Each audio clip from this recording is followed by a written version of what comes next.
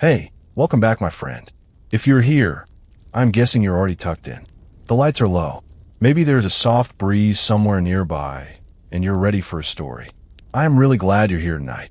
Now, before we dive in together, I want to ask you something honestly from one friend to another.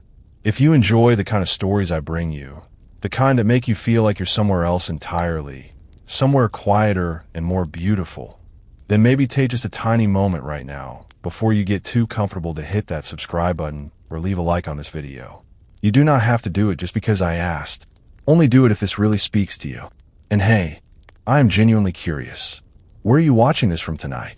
Are you in bed, already on the couch, traveling somewhere far from home? Drop a comment down below. I read them. Every single one. Now, dim those lights a little more. Pull the blanket just a bit closer. Maybe let the fan hum softly in the background, and let us travel together. Let me ask you something before we begin. What if I told you that every single letter your great-great-grandmother ever received, whether it carried news of a birth, a death, a war, a love, had to be carried by a living, breathing creature with 4 legs and a heartbeat? What if I told you that every loaf of bread that fed a city, every piece of coal that kept a family warm through winter, every soldier who ever charged in a battle, every president who ever rode to his inauguration, all of it moved at the same speed, the speed of a horse for 5,000 years? That is not a metaphor. That is a real number. 5,000 years of human civilization ran on the backs of one animal. Not steam, not gasoline, not electricity, a horse. And here's the part that always gets me. Most of us have completely forgotten that tonight. That changes. I want you to close your eyes for just a moment and imagine something. It is the year 1850. You live in London, one of the greatest, most powerful cities on earth. You step outside onto the street, and the first thing that hits you is the sound. Not car engines, not horns, not the distant rumble of a subway train. Hooves. Thousands and thousands of hooves striking cobblestone in every direction. A constant rhythmic thunder that never quite stops. Morning, noon, or night, the city breathes with this sound. There are horses pulling carriages, horses dragging enormous wagons piled high with barrels and crates, horses trotting past with a lone rider on their back, horses standing still outside a shop while their driver runs in for supplies. London in 1850 had roughly 1 horse for every 10 people living in the city. Think about that for a moment. That is not a background detail. That is an entire living, breathing infrastructure. And it smelled exactly like what you're imagining right now. Yes, exactly like that. There were entire city departments dedicated just to managing what horses left behind on the streets in New York City. And I want you to really sit with this number.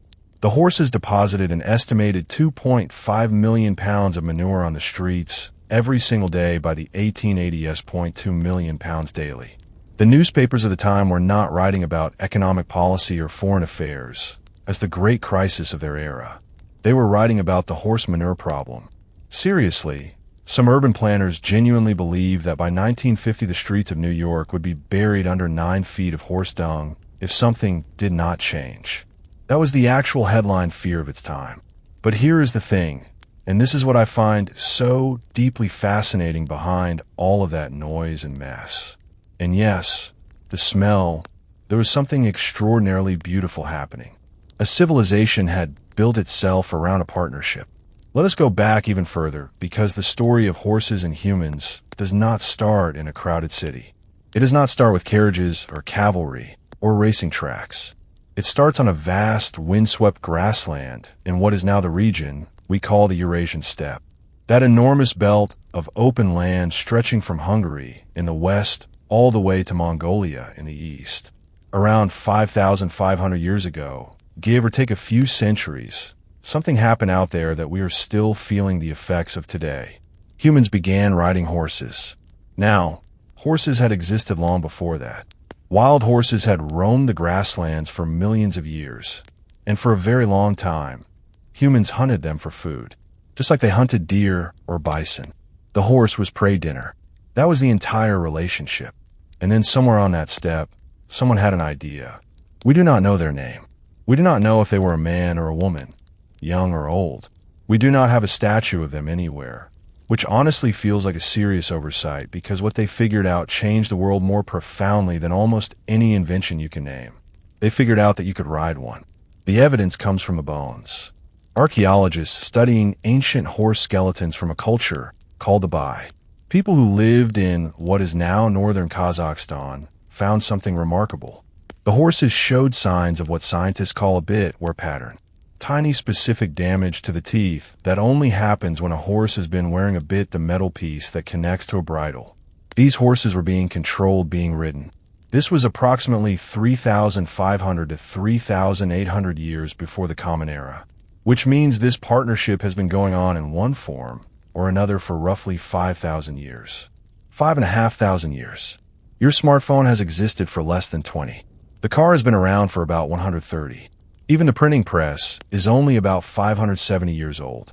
The horse-human relationship is older than almost every other technology we consider fundamental to civilization. So what did riding a horse actually change? Everything. And I mean that in the most literal, concrete, specific sense. Before horses, if you wanted to send a message from one village to another, you walked or you ran.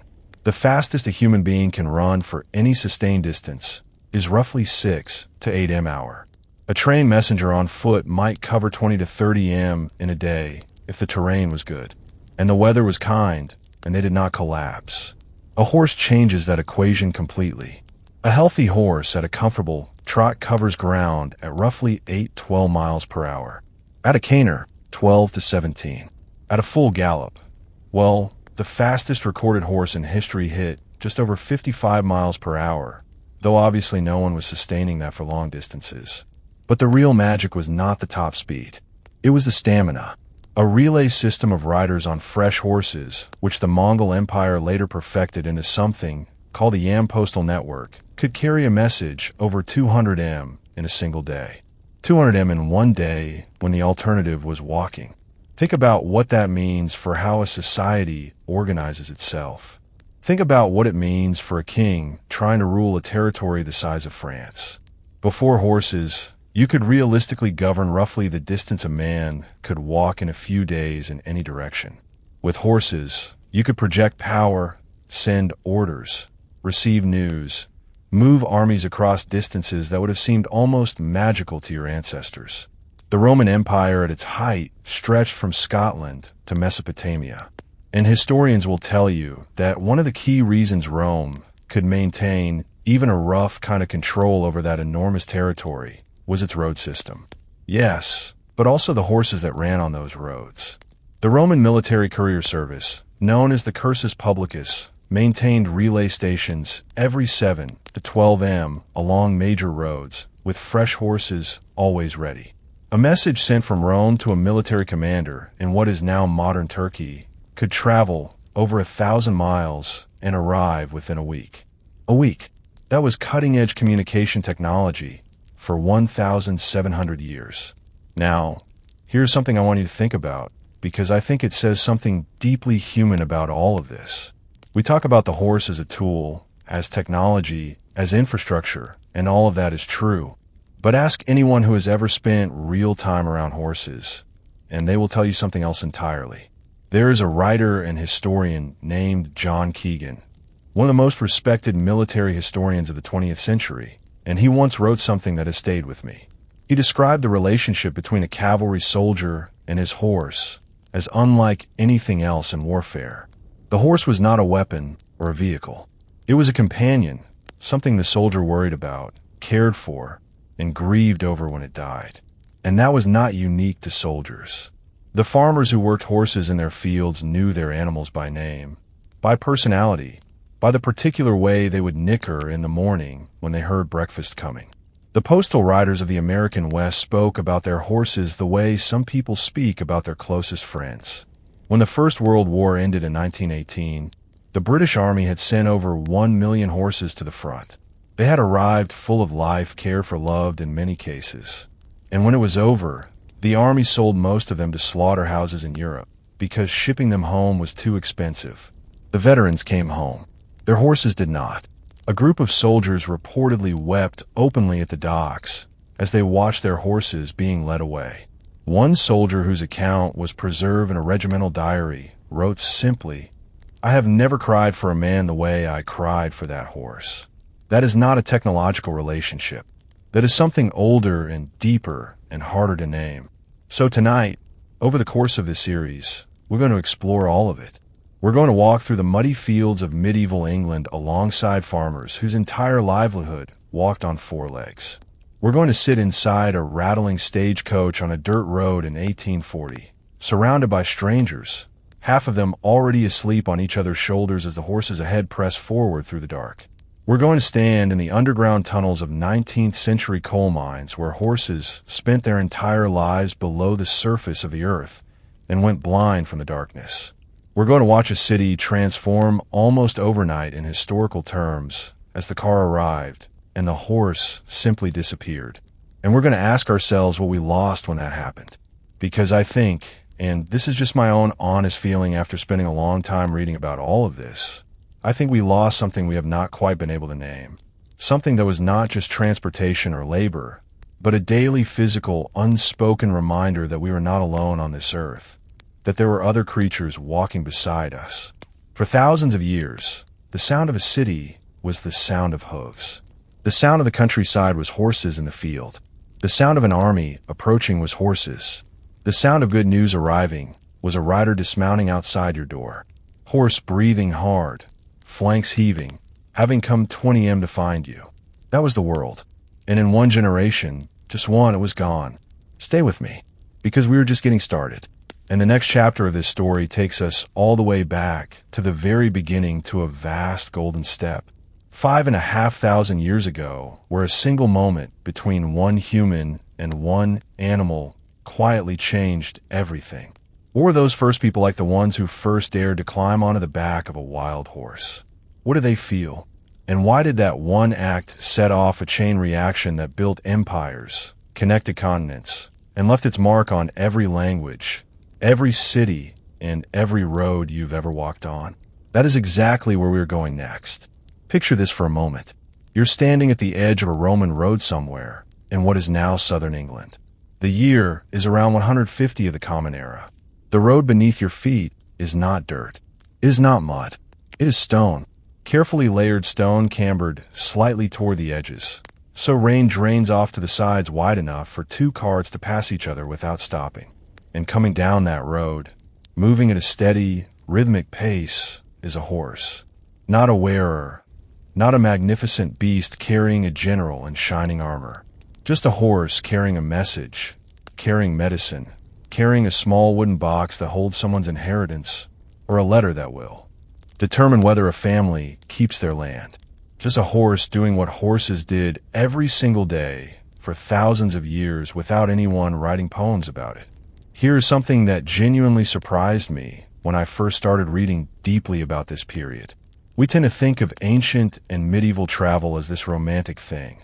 A lone rider on a misty road cloak billowing behind him, galloping heroically toward destiny. The reality was so much more interesting and honestly, so much more exhausting. Let us talk about what it actually meant to travel by horse in the ancient and medieval world, because this is where the story gets wonderfully specific and where the details tell you everything about how differently people experience the world. The Roman road system, and I want you to truly appreciate the scale of this, stretched at its peak to roughly 53,000 m of paved roads across the empire. 53,000 miles. That is more than twice the circumference of the earth, and built mostly by hand with tools we would consider laughably primitive today. Along those roads, approximately 1,000 mansioners, that is the Roman word for what we might call a posting station, were established at intervals of roughly 25 to 30 m from each other. That distance was chosen deliberately. It was approximately one day's ride for an average traveler on an average horse under average conditions. You would ride, your horse would tire, you would stop, you would eat, sleep if needed, swap your horse for a fresh one if you had the right authorization from the government, and continue. The whole system was designed around one simple biological fact. A horse can only do so much in a day. Now, here's where it gets genuinely fascinating, and this is the kind of detail I find myself thinking about long after I've put the book down. Not everyone on those roads had equal access to fresh horses. The curse's public, which we touched on briefly before, was technically a government service. It existed to move official correspondence, military orders, and state officials. If you were a Roman senator or a military commander, you carried a diploma, a small bronze or wooden tablet that essentially said, "Give this person a fresh horse right now. No questions asked." If you were a merchant, a private citizen, a traveler just trying to get somewhere, you waited in line, you paid, and often the horses available to you were the ones that nobody else wanted, the tired ones, the old ones, the ones with a slight limp that their owner swore would not slow you down much. It is such a deeply human detail, is it not? Even in something as practical as a relay horse station hierarchy finds its way in. The powerful get the fast horses, everyone else takes what is left. And yet, and this is the part one want you to hold on to, even with all of that inequity, the system worked. It connected people across distances that had been just a few generations earlier effectively uncrossable. A merchant in what is now Marseilles could do business with a partner in Alexandria in Egypt and expect a reply in something approaching a reasonable time frame. That was not nothing. That was in many ways the first real infrastructure of the connected world. Can I ask you something? If you had lived in that world, no cars, no trains, no planes, no internet, what would you have sent by horse? I think about this sometimes. The things that were urgent enough to justify the cost of a fast horse, a birth announcement, a death notice, a warning, a declaration of love, a declaration of war. Every single one of those messages, the most important moments of human life, compressed into words on parchment, traveled at the speed of a heartbeat. For hooves on stone, the rhythm of something alive. Fast forward now, because I want to take you somewhere specific. Medieval Europe somewhere between the 11th and 14th centuries. Let us say England in the year 1200 and something which already sounds like the opening of a very good novel. The Roman roads still existed more or less. They were not maintained the way they once were. Centuries of neglect had left many of them cracked, overgrown, occasionally used as convenient quarries by local villagers who needed building stone. But the roots remained. The general direction of things remained. And on those roots, horses moved. Now in this world, the relationship between a person and their horse was not just personal. It was financial. It was legal. It was social. The medieval English legal system, for example, had entire categories of horse-related law. The price of a good riding horse, what's called a polfrey, the smooth-gaited, comfortable horse preferred for long journeys, could equal 6 months of wages for a skilled craftsman. A proper destrier, the heavy wearer trained for combat, could cost the equivalent of a small farm. To own a horse at all in medieval England signaled something to the world. It said, I have resources, I have status, I matter. And to have your horse stolen was not just an inconvenience, it was a catastrophe. Medieval court records from England are full of horse theft cases, and the punishments reflect how seriously society took the crime. In many jurisdictions, stealing a horse was a hanging offense. Not because the legal system was uniquely brutal about property, though it was pretty brutal about property in general, but because a horse was not just property. It was someone's livelihood, their transportation, their connection to the larger world. Without a horse, you were stuck. Here is a detail from medieval road life that I think deserves a moment to breathe. Travelers in medieval England did not just ride alone and hope for the best. Long distanciance travel was understood to be risky, not just because of bandits, though bandits were a very real concern, but because of the roads themselves, the weather, and the simple physical reality of a horse that might go lame 50 miles from the nearest town. So, travelers grouped together. They formed what were called riding parties, loose associations of people who happened to be going the same direction, and decided mutually and sensibly that there was safety in numbers. Does that sound familiar? Geoffrey Chaucer wrote about exactly this in the Canterbury Tales, one of the most famous works of English literature. A group of pilgrims traveling together on horseback from London to the shrine of Thomas Becket in Canterbury tell each other stories to pass the time. What Chaucer was describing was not a literary device. It was just Tuesday. People really did this. They really did gather at inns and taverns at the edge of town, figure out who was headed in the same direction, and set off together. The stories, the conversation, the social texture of the journey, all of that was real. The horse made it possible. The road demanded the company. And speaking of inns, because this is one of my favorite threads in this whole story, the medieval inn system is something that deserves a great deal more credit than it usually gets. By the 13th and 14th centuries, England had developed a dense network of inns and hosteliers spaced along major routes specifically designed to accommodate travelers and their horses. Not just the travelers, the horses. A good inn of the period would have a stable sometimes larger and better maintained than the human sleeping quarters, which tells you something about priorities. The horses needed water to feed, grooming, and rest. A horse that arrived at an inn lame, hungry, or exhausted was money lost, time lost, everything lost. So innkeepers became, among other things, horse experts. They knew how to assess whether an animal was fit to continue in the morning. They knew the difference between a horse that needed a day's rest and a horse that needed a blacksmith. They kept farriers on call, or maintained a working relationship with the local one. The entire hospitality industry of medieval Europe was in a very real sense structured around the needs of horses. Think about that the next time you pull into a rest stop on the highway. You're participating in a tradition that is in its deepest roots about keeping the animals moving. Now, I want to pause here and offer you something that I think most history books skip right over. What did it actually feel like to travel by horse for a long distance? Not the romantic version, the real version. Here is what we know from the diaries, letters, and accounts that have survived. Your back hurt almost universally, and almost immediately if you're not an experienced rider.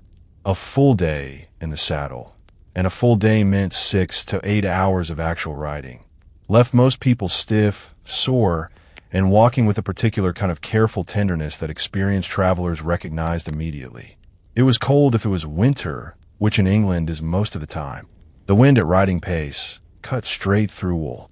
Your hands holding the reins went numb first, then your feet in the stirrups. The roads were unpredictable. Even good roads could turn treacherous overnight. Rain turned packed earth into something close to quicksand. Horses slipped. Riders fell. Broken ankles were common. Broken legs were not unheard of. And in the medieval world, a broken leg could very easily become a death sentence. And yet, people did it every day.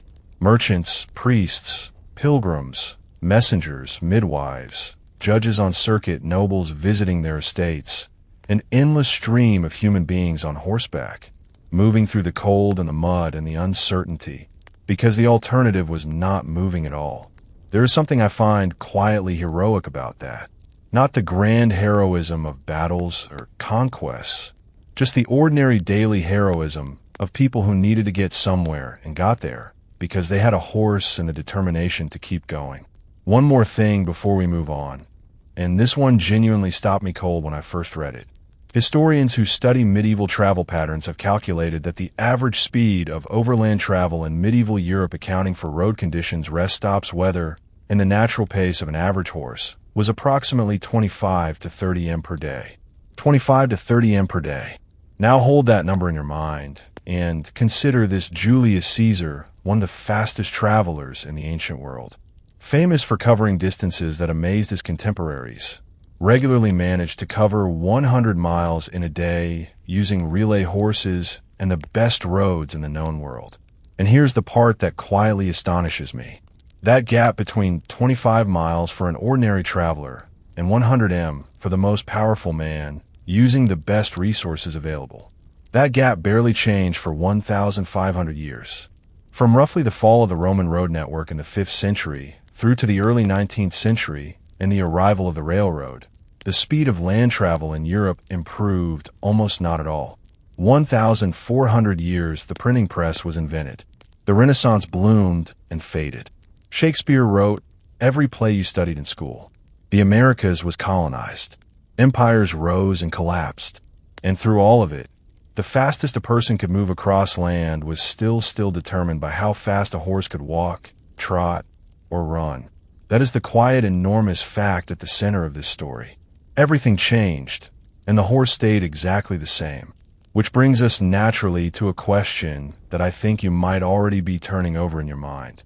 If the horse was so central to everything, to how empires were governed, how people traveled, how messages moved, how trade happened, then what determined whether you even had access to one? Because not everyone did. In fact, for most of history, most people did not. The horse gave civilization its speed and its reach, but it also drew some of the sharpest lines that ever existed between those who had power and those who did not. And that story, the story of what a horse cost, what it meant to own one, and what your life looked like if you could not afford one, is exactly what we're stepping into next. There is a record in the English National Archives, a document from the year 1279, called the 100 Rolls, that gives us something almost impossibly rare in medieval history. A snapshot not of kings, not of battles, of ordinary people. Village by village, household by household, across several counties of England, royal tax commissioners wrote out and wrote down what they found, who owned what land, what livestock they kept, what they were worth. And when historians began analyzing those records in the 20th century, one pattern emerged so clearly it was almost impossible to miss. In a typical English village of that period, roughly 1/3 of households owned at least one horse. 1/3, which means that 2/3 of the people living in medieval England, the majority, did not. That is the number I want to start with tonight, because I think it reframes everything. We spent time in the last section on the roads, on the posting stations, the relay horses, the merchants and pilgrims moving through the landscape. And all of that is true and real. But here's what that picture leaves out. Most of the people living in that landscape never got on a horse at all. They walked. They walked to market. They walked to church. They walked to the mill to grind their grain, often 4 or 5 miles there and 4 or 5 miles back, carrying the grain themselves or loading it onto a donkey if they were lucky enough to own one. They walked to the next village to visit family. They walked in the rain, in the mud, in the dark because they had no other choice. The horse was not the universal mode of transport that we sometimes imagine. When we picture the medieval world, it was a privilege, a fairly significant one, an understanding that changes how you read almost everything else about this period. So, let's talk about money. Specifically, let us talk about what horse actually cost and what that cost meant in the context of a real person's life. Medieval England had a rough hierarchy of horse types, and the price differences between them were staggering. At the very bottom of the ladder, you had what was called a cart horse or a rooney, a basic working animal, not particularly fast, not particularly graceful, but sturdy enough to pull a plow or carry a load. One of these in decent condition might cost around 10 to 15 shillings in the late 13th century. Now, 10 shillings sound like nothing to a modern ear, but consider a skilled agricultural laborer in that same period earned roughly 2 to 3p per day. There are 12p in a shilling. So a basic working horse cost the equivalent of somewhere between 40 and 75 days of wages for a man doing physical labor from dawn to dusk. That is 2 to 3 months of a working person's entire income for the cheapest kind of horse available. A palfrey, this smooth-gaited riding horse that gentlemen and ladies preferred for traveling, started at around 30 shillings and went up considerably from there. A fine one might cost several pounds, which represented years of wages for most working people. And adestria, the heavy horse trained specifically for mounted combat, prices for those ran to 50, 60, even 100 pounds for an exceptional animal. We're talking about the equivalent of a substantial farm, several years of a knight's income gone on a single horse. Here's the thing about those numbers that I find so revealing. The horse market in medieval Europe was not one market. It was 3 or 4 completely separate worlds that barely overlapped. At the top you had the nobility and the professional military class people for whom a horse was simultaneously a status symbol, a tool of their trade, and frankly a kind of obsession. Medieval knights did not just own horses the way you own a car. They studied them. They debated breeding. They wrote treatises on horse care and training. There was an entire literature of horsemanship in medieval Europe, and it was taken as seriously as any other form of learning. King Edward I of England, who ruled from 1272 to 1307 kept detailed records of the horses in the royal stables. We know the names of individual animals. We know what they ate, what they were worth, what battles they participated in. The royal horses had dedicated grooms, dedicated veterinarians, dedicated everything. Somewhere far, far below that world, you had the peasant farmer who scraped together everything he had borrowed from neighbors, sold what he could spare, and finally acquired one aging cart horse with a slightly bad leg that was going to cost him more in feed and care than it ever earned back in labor. And that farmer, I would argue, valued that horse more than the king valued any of his. Because for the king, losing a horse was a financial inconvenience. For the farmer, losing his horse was potentially the end of everything. Can I tell you about a man named Walter of Henley? He was an English farmer and agricultural writer who lived in the 13th century, and he wrote a practical farming manual that has survived to the present day, one of the earliest of its kind in English literature. It is called Simply Husbandry, and reading it is one of the most unexpectedly intimate experiences in all of medieval history, because Walter is not writing for kings or nobles. He is writing for people like himself, people who have to make hard decisions about limited resources. In one section, Walter debates a question that you can tell was genuinely urgent to his readers. Is it better to plow your fields with horses or with oxen? This was not a philosophical question. It was a survival question. Walter lays out the math with striking precision. Horses, he argues, work faster and cover more ground per day. A horse can plow roughly an acre per day under good conditions, compared to roughly half an acre for a team of oxen. Over a season across a whole farm, that difference adds up to a meaningful amount of planted land, and therefore a meaningful amount of food. But, and this is the part that really shows how carefully Walter has thought this through, horses eat more than oxen. They require oats, which are expensive, whereas oxen can be maintained largely on grass and hay. Horses also need iron shoes, which cost money, and they wear out faster under heavy agricultural work than oxen do. Walter's conclusion, after weighing all of this, is essentially horses are better if you can afford to run them properly. If you cannot, oxen is safer. That little cost-benefit analysis, written in the 1200s by a man who was genuinely worried about his neighbors making the wrong choice, tells you more about medieval economic life than almost any formal history book. These were people doing math, careful, worried, consequential math, and the horse was at the center of it. There's another angle to this that I do not think gets enough attention, and it is one that struck me quite hard when I first came across it. In medieval Europe, the horse was not just an economic asset.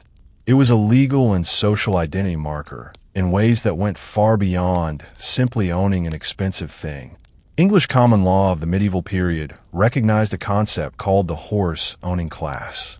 Essentially, if you owned and rode a horse, you were presumed to occupy a certain social position with certain rights and certain obligations that did not apply to people who traveled on foot. Court records from the 14th century show cases where a man's testimony was weighted differently depending on whether he arrived at court on horseback or on foot. Not because the law explicitly said so, but because of the deeply ingrained social assumption that a man on horseback was a man of some substance, some standing, some stake in the community. A man who walked to court was in the eyes of many observers, a man who might not have much to lose. That is a breathtaking thing to sit with, is it not? The animal you rode or did not ride helped determine whether your word was trusted. And what about women? Because this is a part of the horse and society story that tends to get overlooked, and it deserves its own moment. Women in medieval Europe rode horses too, when they could afford to. Noble and upper-ass women often traveled by what was called a polfrey, or sometimes a pillion, riding behind a male companion on the same horse, seated sideways, which was considered more appropriate for women by the standards of the time. But there was also a specific type of horse travel developed largely for and by women of means, the horse litter. This was essentially an enclosed seat or small cabin, suspended between two horses walking in tandem front and back. It was slower than riding and considerably more expensive to operate, since it required two horses instead of one plus attendants to manage them. It was also considerably more comfortable, especially for pregnant women or those recovering from illness, and considerably more private. Eloanina of Castile, wife of King Edward I, traveled in a horse litter on several of her long journeys across England. We have records of the horses used, the routes taken, and the household expenses of those journeys, and they reveal a traveling court of dozens of people. Horses and wagons moving through the English countryside at a pace of roughly 15 miles per day. 15 miles per day for a queen with full resources at her disposal. Meanwhile, an ordinary woman needed to visit her mother in the next village and walked 3 miles each way because there was no other option. The distance between those two realities is the entire story of medieval social inequality expressed in miles per day. Here's a question I genuinely want to pose to you, not rhetorically, but because I think it is worth actually sitting with. If you had been born in medieval England and you had no choice in this, you were simply placed at random into that world, what are the odds you would have owned a horse? Based on what we know from the 100 rolls and similar records, roughly speaking, your odds were about 1 in 3, maybe slightly better if you lived in a prosperous agricultural region. Slightly worse if you were in a poorer area or a family with too many children and not enough land. 1 in 3. And if you were not in that 1/3, your world was smaller, physically smaller. The places you could reach, the markets, you could attend the news, you could hear the people you could meet, all of it contracted down to the distance a person could walk and return from in a single day. That is roughly 12 to 15 miles in any direction if the road was good and the weather was kind. A circle about 30 miles across. That was your world. Compare that to a merchant with 2 good horses who could cover 100 miles in 3 days, attending markets in 4 or 5 different towns, trading news across a region, building a network of contacts or relationships that reached well beyond that small circle. And you begin to understand why the horse did not just reflect social inequality in medieval Europe. It actively created it, deepened it, made it physical and geographical in ways that were very hard to escape. There's one more thing I want to leave you with from this chapter because it brings the whole picture into a kind of sharp human focus. In the historical record, there are occasional accounts of what happened when a farming family lost their only horse. Not through theft, though that happened. Not through sale, though desperate families sometimes had to make that choice. But through the most common cause of all, the horse simply died. A horse working hard in agricultural conditions in medieval England had a working life of roughly 10 to 15 years, depending on how well it was fed and cared for and how hard it was worked. After that, its useful life declined rapidly.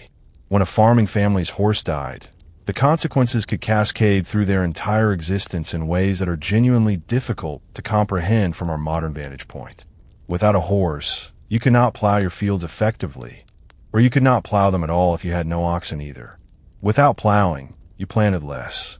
Without planting less, you harvested less. Without harvesting enough, you might not eat through winter, and you certainly could not afford to buy a new horse when the old one died, because if you had that kind of money sitting around, you would not have been in this position to begin with. Medieval agricultural records from England and France both contain references to the practice of neighbors lending their horse for a day's plowing to a family whose animal had died. It was not charity in the way we might think of it. It was survival economics. Today your neighbor lends you his horse. Next year your horse might be the one that drops dead, and you will need the same favor returned. The horse, in other words, was not just an individual possession in communities, where owning one was not guaranteed. It became a shared resource, a reason for mutual obligation, a thread in the fabric of local survival. Which brings us, I think, to the edge of something even larger. Because everything we've been talking about, the prices, the legal status, the lending, and the losing, all of that was the reality for farmers and villagers and travelers moving through the medieval countryside. But out there on those same roads, in those same villages, something else was happening, too. The work, not the traveling, not the social signaling, not the legal identity, the grinding, daily, exhausting, absolutely essential work that horses did in the fields and the farms and the markets and the mills, the work that actually fed civilization, that actually built it stone by stone and season by season. And when you look closely at that story, at what it actually meant for a horse to be a working animal, not a riding animal, not a symbol, but a creature that labored from sunrise to sunset year after year, The picture that emerges is both more impressive and more sobering than almost anything else in this series. That is exactly where we are headed next. Something shifts when you stop thinking about horses as transportation and start thinking about them as workers. Not companions on a journey, not symbols of status, not messengers carrying urgent letters across the empire. Just workers. Animals that showed up every morning, that were harnessed before the sun fully rose, that pulled and hauled and dragged and strained through the full length of a working day, and then were put back in their stalls at night, only to do it all again the next morning. That is the version of horse history that tends to get left out of the romantic telling. And I think it deserves its own reckoning, because when you look closely at it, what you find is not just a story about animals and labor. It is a story about the hidden engine that built the world we live in right now. Let us start underground, because I think this is the detail that stops most people cold when they first hear it. And it stopped me too. At the height of the Industrial Revolution in Britain, roughly the period between 1750 and 1850, there were horses living and working underground in coal mines. Not occasionally, not as some unusual exception, as standard expected utterly routine practice. These animals were called pit ponies, and at the peak of their use in the British coal industry, there were approximately 70,000 of them working beneath the surface of the earth at any given time. 70,000.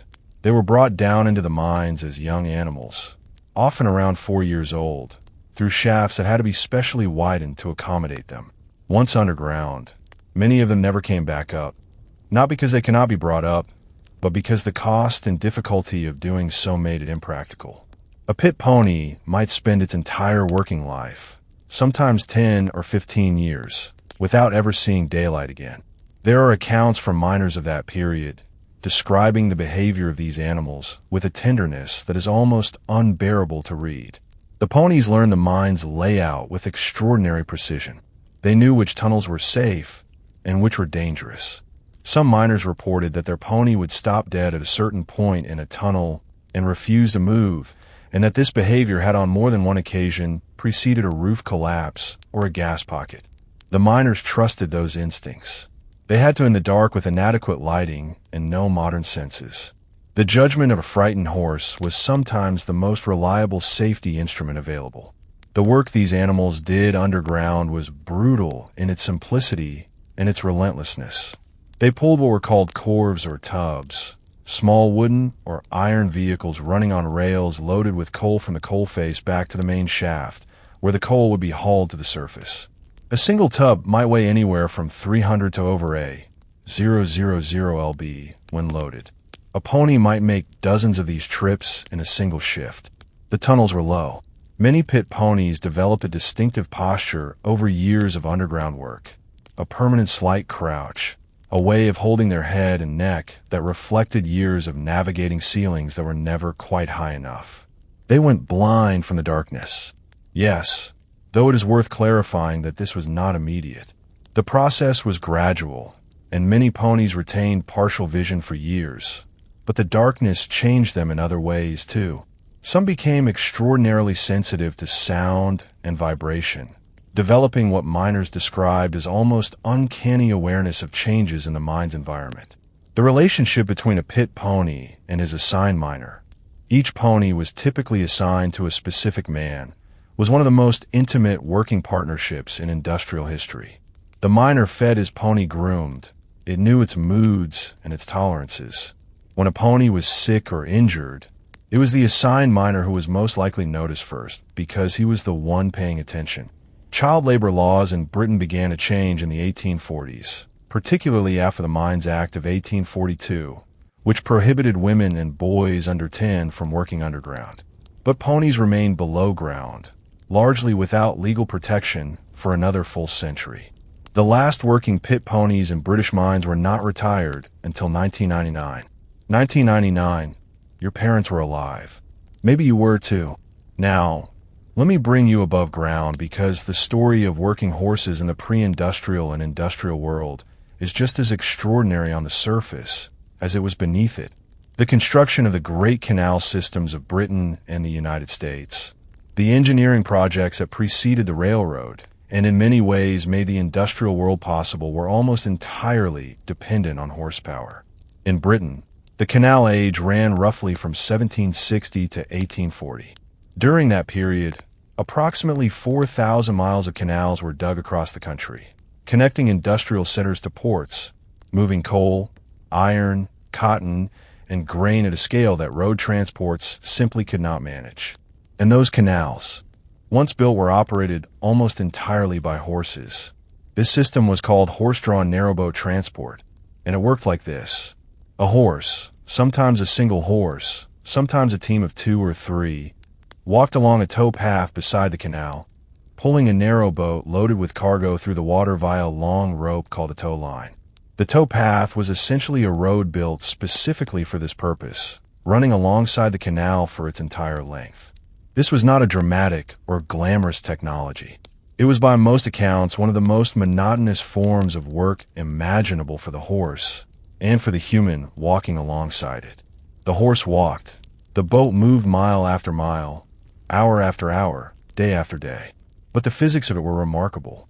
A horse that could haul perhaps half a ton on a road could pull 50 to 60 tons through water. The reduction in friction changed everything.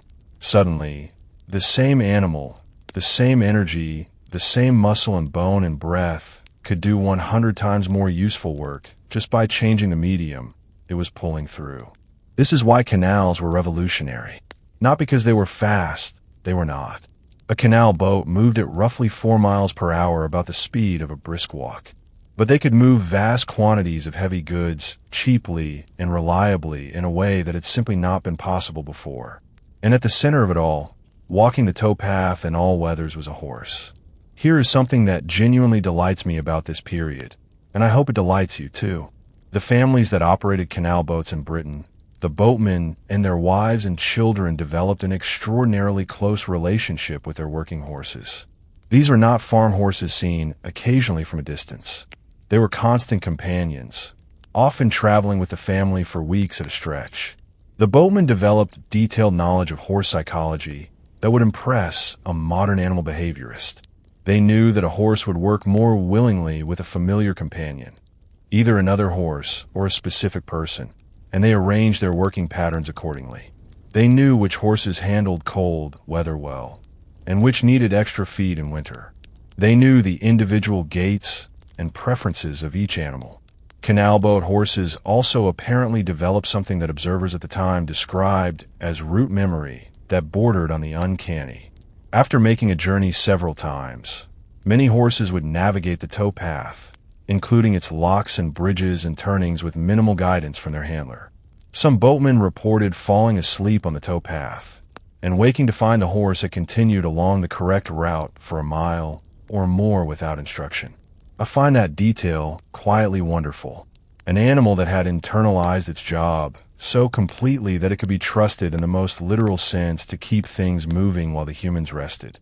Let us talk about construction now, because this is another chapter of the working horse story that tends to get buried under the more dramatic narratives of architects and engineers and grand designs. The great building projects of the 18th and 19th centuries, the roads, the canals, the early railways, the harbor works, the city expansions were built with human muscle. Yes, and with the organizational genius of engineers and surveyors. But they were also built with horses, enormous numbers of horses.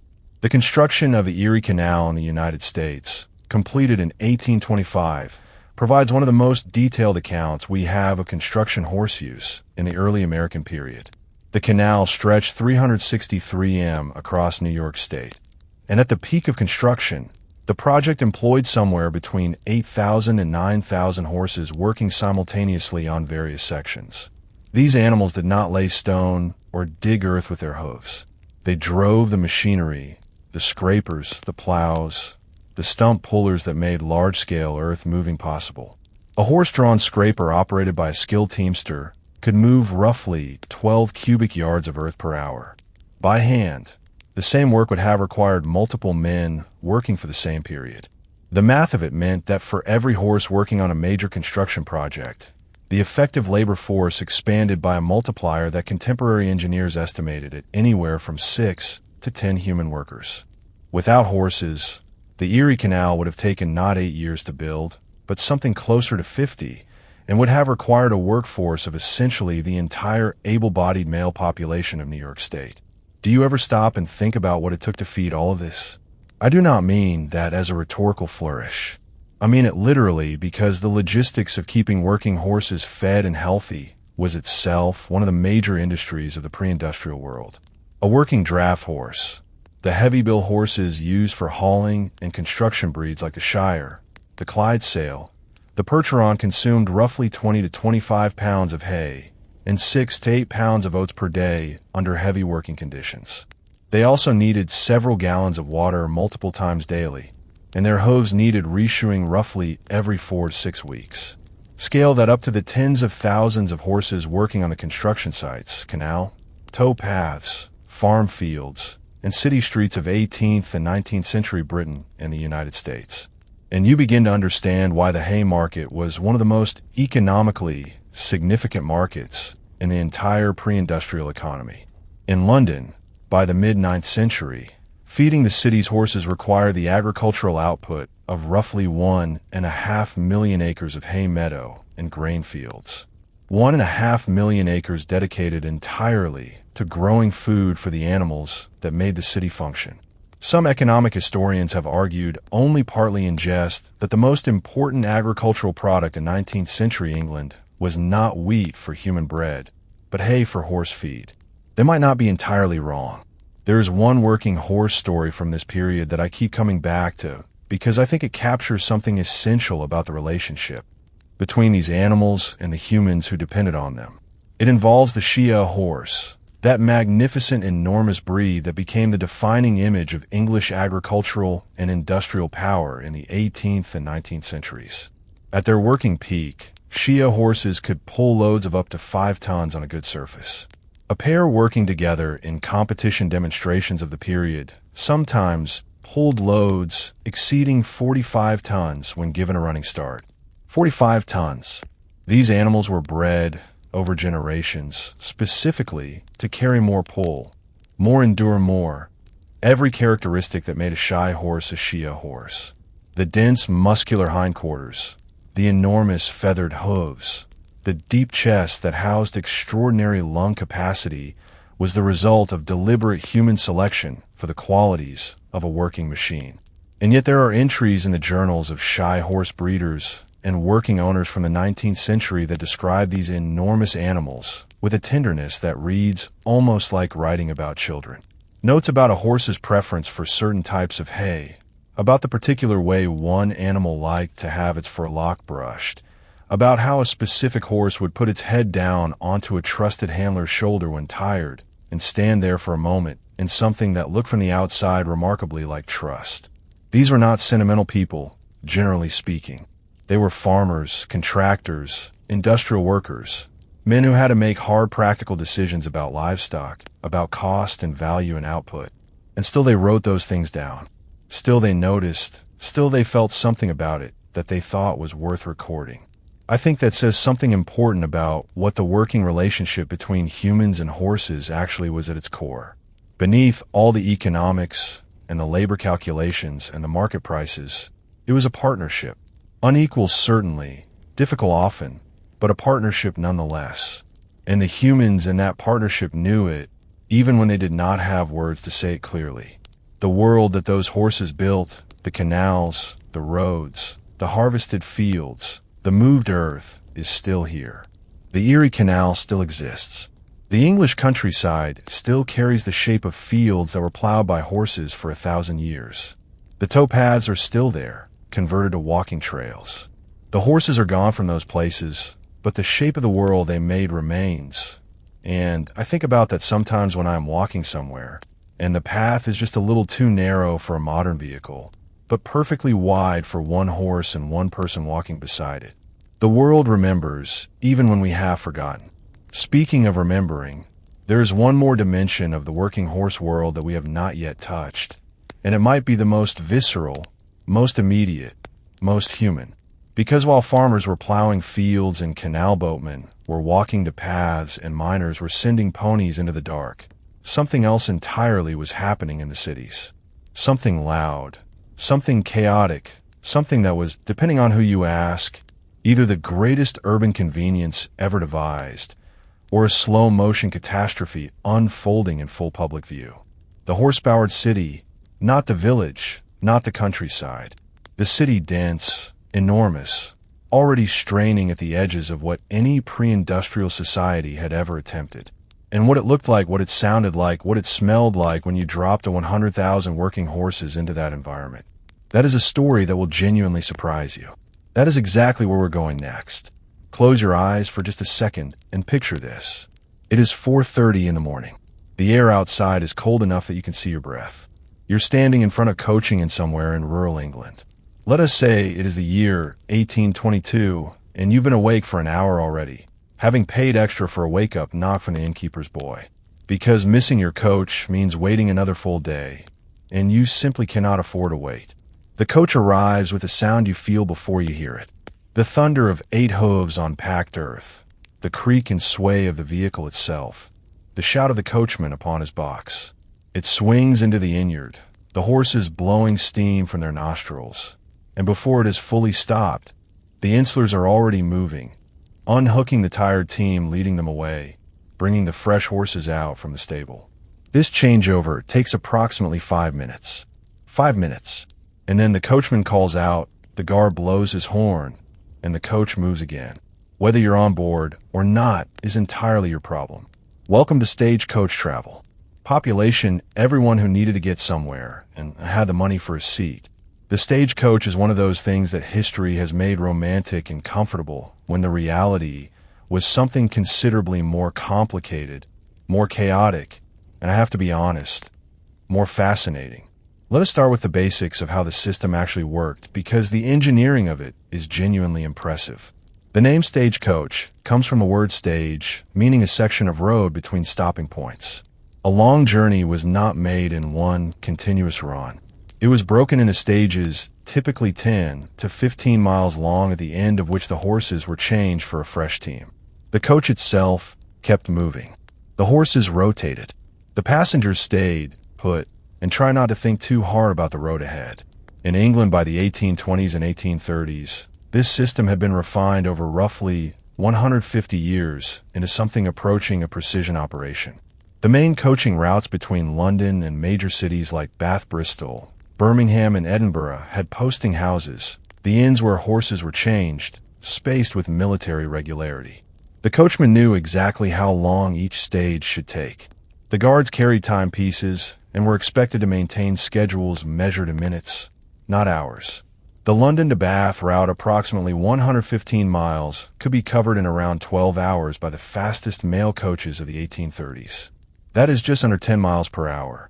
Sustained across a full day, across multiple horse changes, through whatever weather England chose to offer. That was by the standards of land travel before the railroad, breathtakingly fast.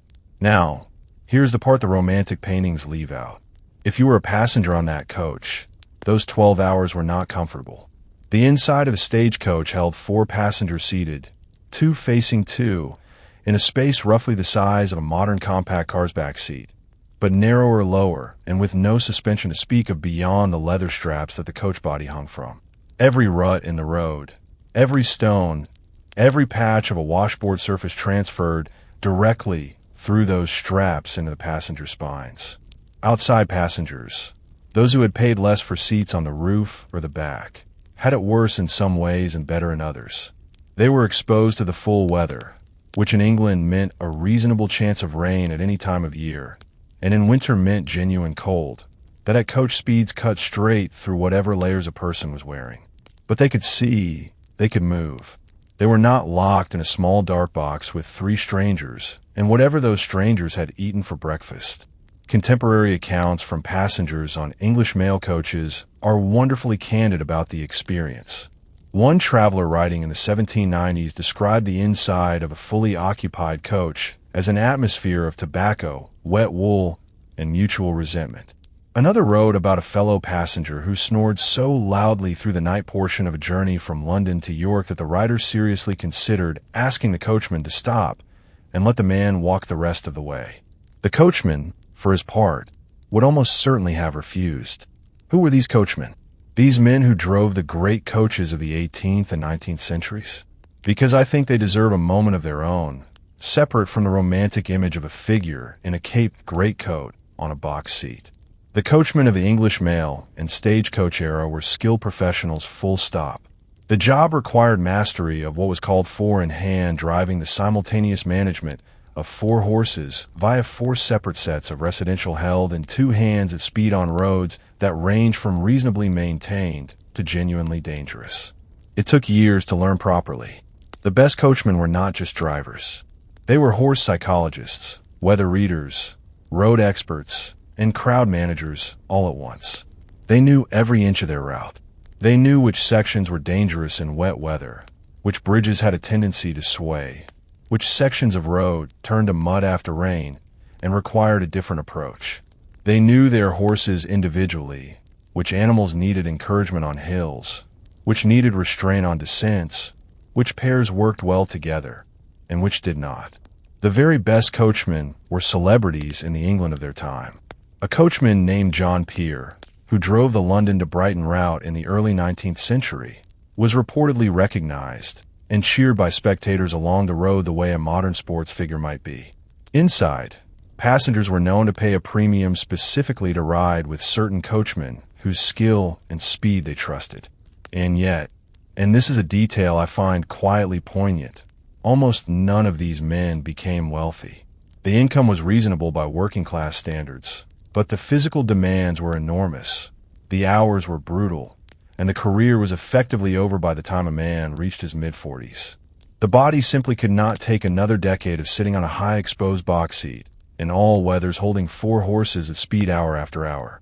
Now, I want to take you across the Atlantic because the stagecoach story in the American West is a different chapter, entirely wilder, more dangerous, and in some ways more revealing of what the horse and vehicle relationship actually meant in a landscape without the infrastructure that England had spent centuries building. You've almost certainly heard of Wells Fargo. Most people have.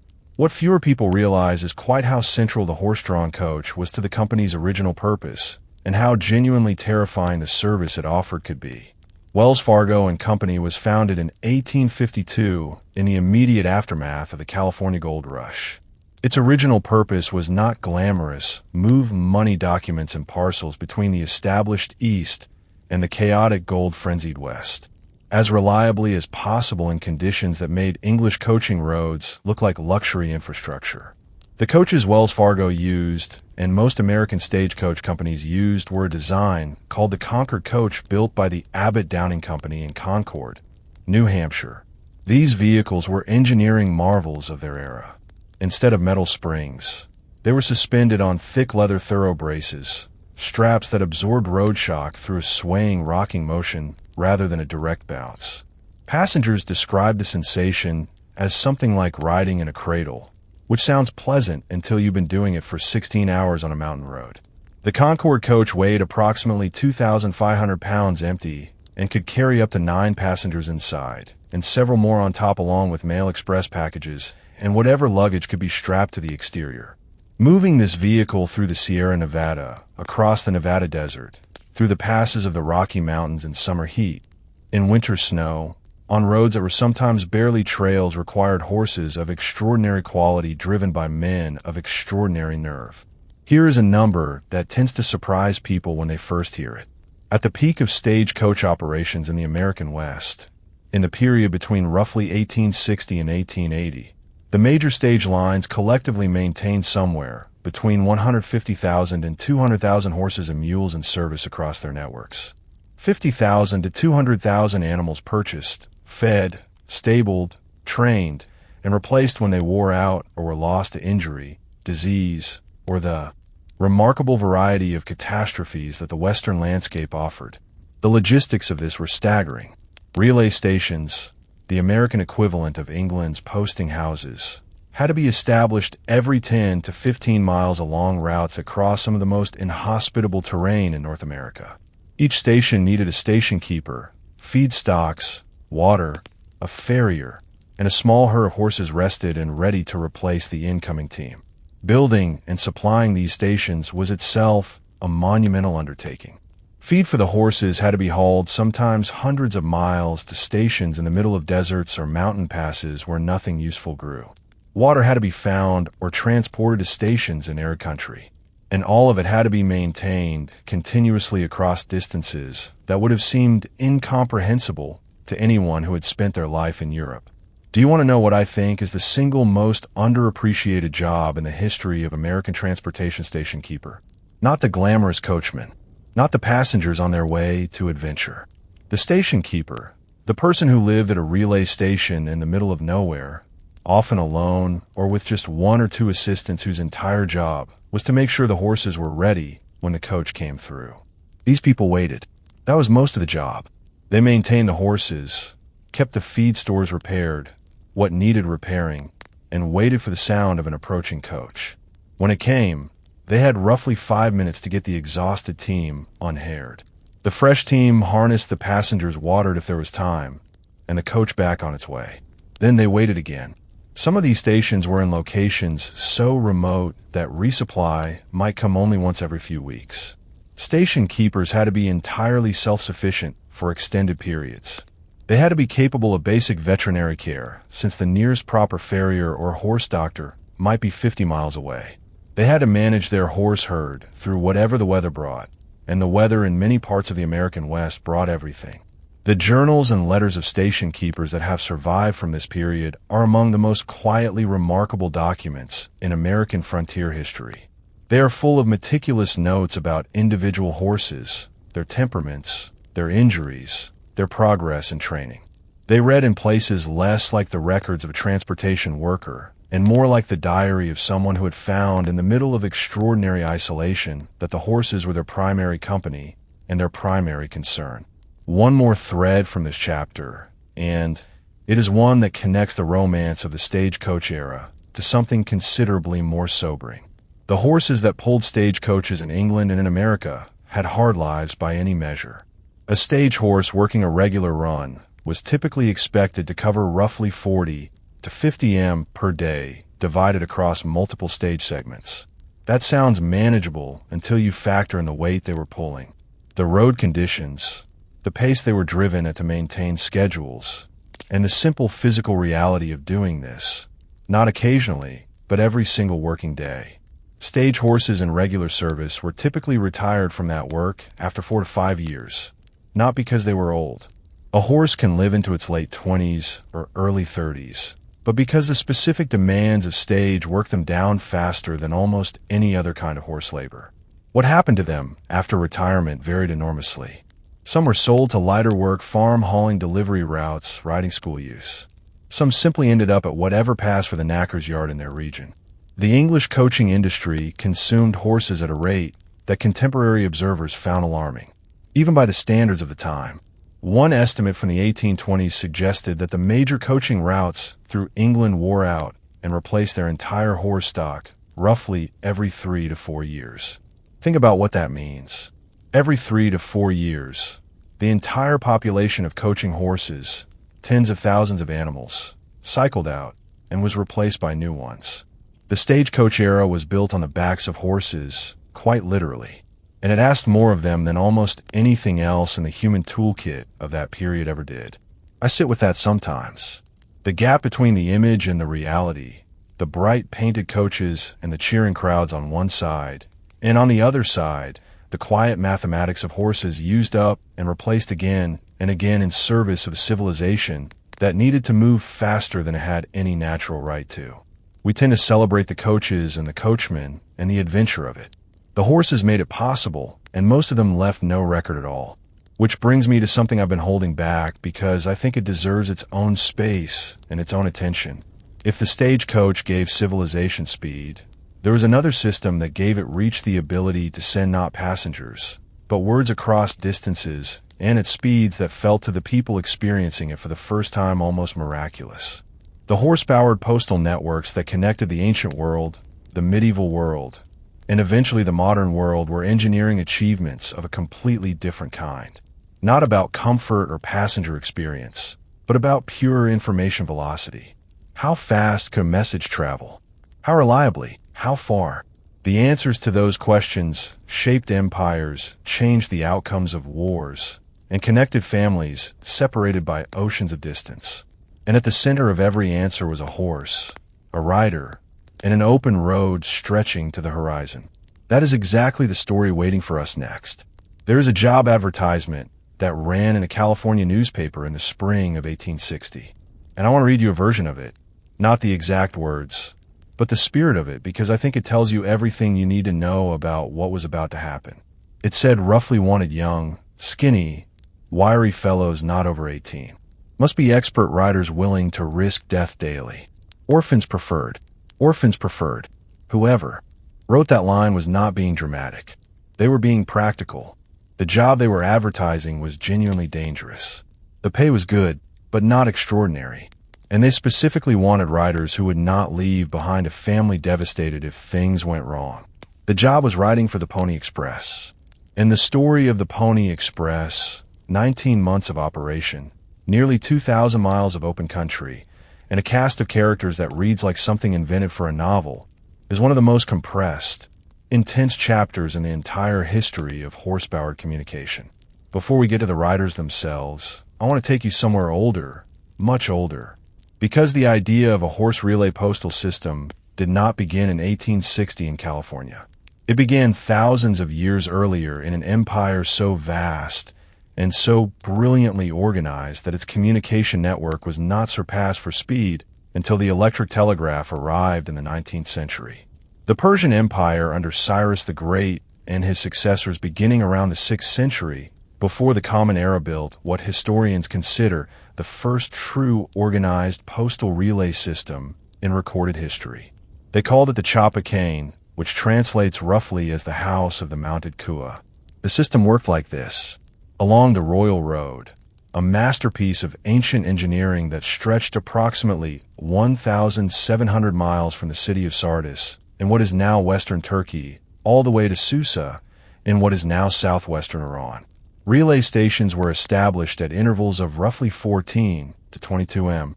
Each station maintained a permanent staff, fresh horses and riders on standby.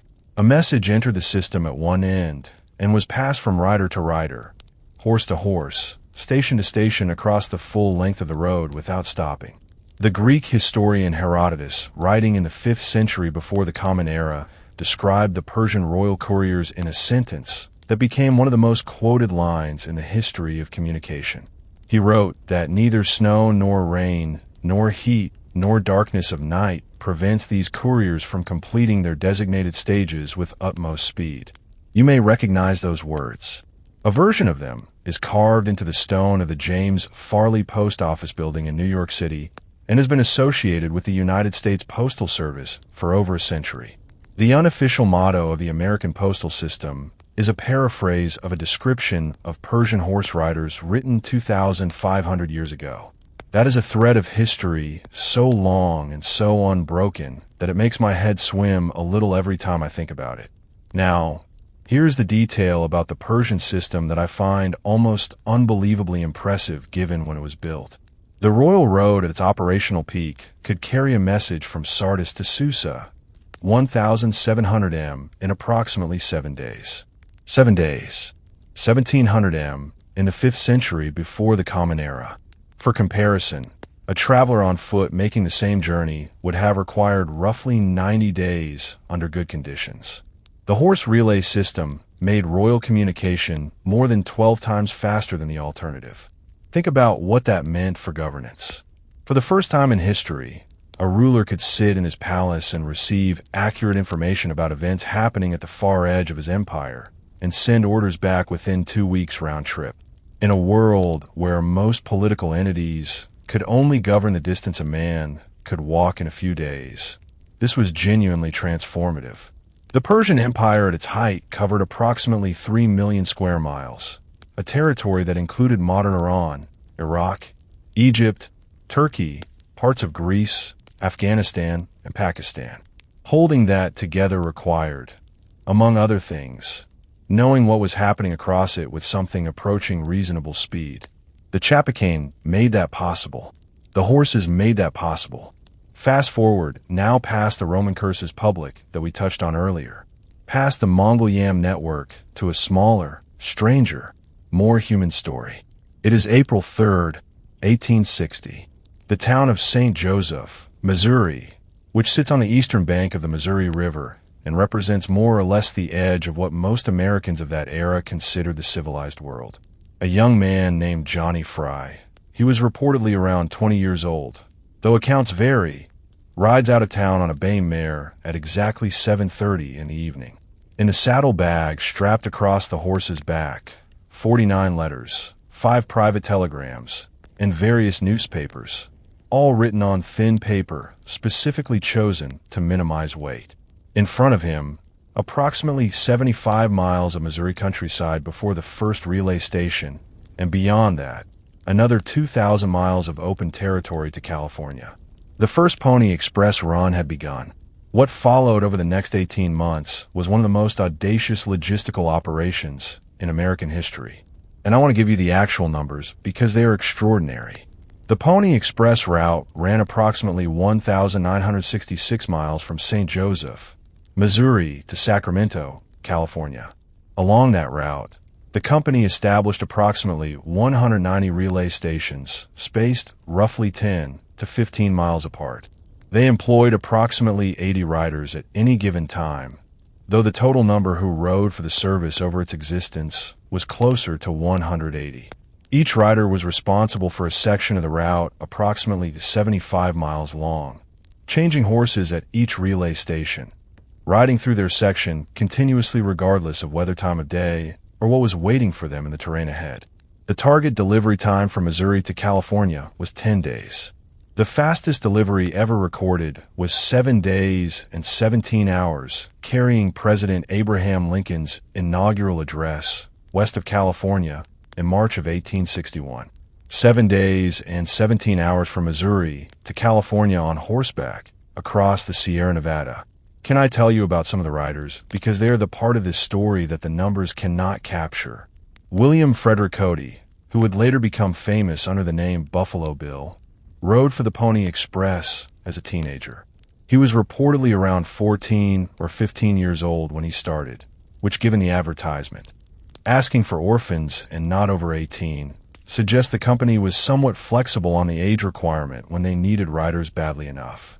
There was a rider named Robert Haslam, known as Pony Bob, who became famous for completing what was arguably the most grueling single ride in the service's history. In May of 1860, Haslam arrived at a relay station to find no relief rider available. The regular rider had refused to continue due to fear of what were described as hostile conditions along the next section of the route. Haslam rode on anyway. He covered approximately 380 miles in approximately 36 hours, changing horses at each station, barely stopping.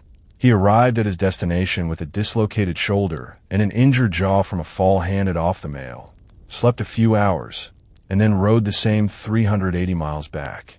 380 miles each way on horseback in 36 hours with injuries. I do not have words for what that takes. I genuinely do not. But here is the dimension of the Pony Express story that I think deserves more attention than it usually gets the horses themselves.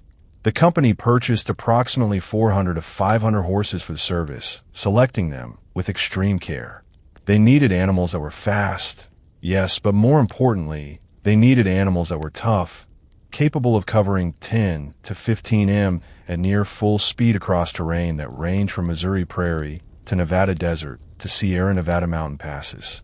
The horses used were primarily Mustangs and Morgan's breeds, known not for the sleek elegance of a thoroughbred racehorse, but for the compact, dense toughness of animals that could function on limited feed and water across difficult country. Many of the relay station keepers who cared for these horses kept informal records of their animals, notes about individual horses' preferences, their quirks, their particular strengths on different types of terrain.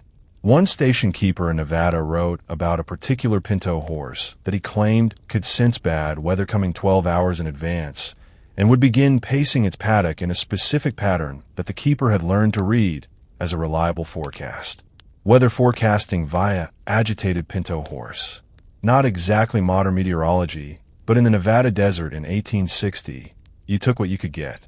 The Pony Express ended on October 26, 1861, 18 months after it began. Not because it failed, not because it was shut down for poor performance.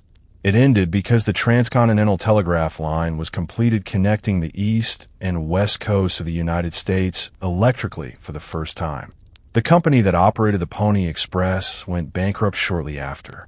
It had never actually been profitable, or the cost of horses, riders, stations, and feed had consistently outrun the revenue from the mail it carried, and the owners had been counting on a government mail contract that never materialized.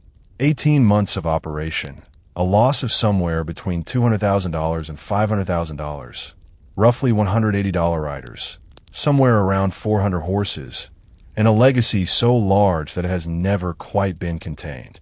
The image of a lone rider on a fast horse carrying the urgent news of a nation across open country has become one of the defining icons of American identity.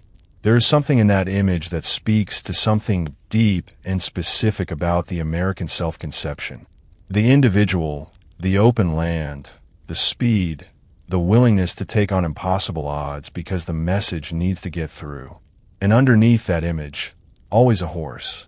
I want to close this chapter with one more postal system because it is the oldest one that has survived in continuous recognizable form, and its story connects the horse relay networks of antiquity directly to the world we live in now. The Royal Mail of England, the official postal service of the British Crown, traces its origins to a proclamation by King Henry VIII in 1516. The king required a system of mounted couriers to carry royal correspondence between London and the Scottish border, and established a series of posting houses along the Great North Road where riders could obtain fresh horses. This is essentially the Persian chapacarne, the Roman cursus publicus, the same idea adapted for 16th century England. It started as a royal communication service. Private individuals could not use it, and it was emphatically not for ordinary letters. But over the following 2 centuries, as the commercial demand for reliable mail service became impossible to ignore, the system gradually opened to the public. By the mid-17th century, anyone who could pay the postage could send a letter through the Royal Mail. And for roughly 300 years, until the railways began taking over mail transport in the 1830s and 1840s, the Royal Mail moved on horseback. The mounted post boys, young riders who carried the mail between towns on horseback, became familiar figures on English roads. They were not glamorous in the way the Pony Express riders became glamorous. They were simply present, dependable, woven into the fabric of everyday life in a way that only things you genuinely cannot do without ever become. When the railways came and the mail began to travel by steam instead of hooves, there was genuine public sentiment about the loss. Not of the system exactly, but of the post boys, those familiar figures on familiar routes, whose faces people knew, whose regular appearance had meant something in a world where reliable information was precious and rare. There is a letter in the British Postal Museum in London, written by a woman in the county of Yorkshire sometime in the 1780s to her sister in London. The letter survived because it was never delivered. A postboy was injured on the road, and the mail pouch was not recovered for several weeks. By the time the letter reached its destination, the news it contained the birth of a child, a healthy boy. Everything was already 2 months old, and it had still traveled by horse through the English winter because there was no other way. The sister's reply, which also survives, begins with a line that I have thought about many times since I first read it. She writes, "I wept when I received your letter. Not because the news was sad, but because I had waited so long, and the horse had tried so hard to reach me." She was writing about a horse she had never seen on a road she had never traveled, carrying a message that was already history by the time it arrived. And she was grateful. She was genuinely, completely, tenderly grateful, because in the world she lived in, that was what connection looked like. That was what it meant to reach someone you loved across distance, a horse, and the willingness to keep going. That tenderness, that specific gratitude for the animal and the effort and the miles threads through almost every chapter of this story. We have seen it in the coal mines, on the canal tow paths, in the relay stations of Nevada and Persia and Rome. But now I want to take you somewhere that shows it from a completely different angle. Somewhere urban, somewhere dense, somewhere the horse was not a symbol of freedom or connection or speed, but was simply the inescapable, unavoidable, magnificent, maddening physical reality of daily life for millions of people. The great cities of the 19th century were built on horsepower in every sense of that phrase. And what that actually looked like, the systems, the industries, the people, the noise, the remarkable improvised infrastructure of a city trying to function with 100,000 living animals inside. It is a story that is both stranger and more human than most people realize. That is where we are headed next. If you had been standing on Broadway in New York City on a weekday morning in the year 1875, the first thing you would have noticed before the smell, before the noise, before anything else, was the sheer volume of living creatures sharing the street with you. Not people. Well, yes, people too, but I mean the horses. They were everywhere. Not in the pastoral gentle way of a farm or a countryside road. Everywhere in the way that traffic is everywhere in a modern city. Inescapable, constant flowing around you from all directions, simultaneously and completely indifferent to your personal feelings about it. By 1875, New York City had approximately 150,000 horses working within its boundaries on any given day. 150,000 in a city whose human population at that point was roughly 1 million. That ratio, one horse for roughly every 7 people, meant that the city had been engineered consciously or not around the needs and the presence of a living animal. The street widths, the curb heights, the placement of water troughs, the location of markets and warehouses and stables, the entire spatial logic of the pre-automobile American city, all of it bore the unmistakable imprint of the horse. Let me tell you about the omnibus, because it is one of those inventions that sounds completely mundane until you understand what actually changed. The horse-drawn omnibus, essentially a large enclosed carriage on a fixed route carrying multiple paying passengers, first appeared in Paris in 1828. Introduced by a businessman named Stanislas Beaudry, who had originally been running a coach service to his bathhouse outside the city and noticed that people were less interested in the bathhouse than in the ride itself. The name omnibus comes from the Latin word meaning for all, a deliberate contrast to the private carriage, which was for those who could afford it, and the hackney cab, which was for those who could afford slightly less. The omnibus was in theory transportation for everyone. Within a decade, versions of it had appeared in London and New York. By the 1850s, these vehicles were the primary mode of mass transportation in every major city in the Western world. Think about what that means for a moment. The first true mass transit system in human history. The first technology that allowed ordinary working people to live at a meaningful distance from their workplace and travel to it daily. Ran on horses, not steam, not electricity. Horses. A typical New York omnibus of the 1850s held somewhere between 12 and 20 passengers, traveled at roughly 5 to 6 miles per hour, and ran on a fixed route between set points. The driver sat outside on an elevated box exposed to the weather, managing a team of 2 horses through traffic that was, by all contemporary accounts, genuinely terrifying in its density and unpredictability. The next evolution came in the 1830s and 4S, when someone had an insight that sounds obvious in retrospect, but was genuinely innovative at the time. If you put the omnibus on rails, iron rails set into the street surface, the horses could pull a much heavier vehicle with much less effort, because the rolling friction of steel wheel on steel rail is a fraction of the rolling friction of a rubber or iron wheel on cobblestone. The horse-drawn streetcar, or horse car as it was commonly called, was born. By the 1870s, virtually every major American and European city had an extensive network of horse car lines. New York alone had 18 separate horse car companies operating hundreds of miles of track. The city of Boston had lines reaching out into what had previously been quiet suburban towns, fundamentally reshaping the geography of where people lived and worked.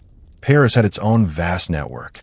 London had multiple competing companies whose routes overlapped in the central city in a tangle that contemporary maps make look genuinely incomprehensible. At the peak of the horse car era in the United States, roughly the late 1870s and early 1880s, American cities collectively maintained somewhere between 100,000 and 150,000 horses, specifically for streetcar service separate from all the delivery horses, carriage horses, fire horses, police horses, and privately owned animals. These streetcar horses lived and worked in conditions that were by any modern standard extraordinarily demanding. A horse in regular streetcar service was expected to pull a car weighing several tons fully loaded with passengers for roughly 4 to 6 hours per day.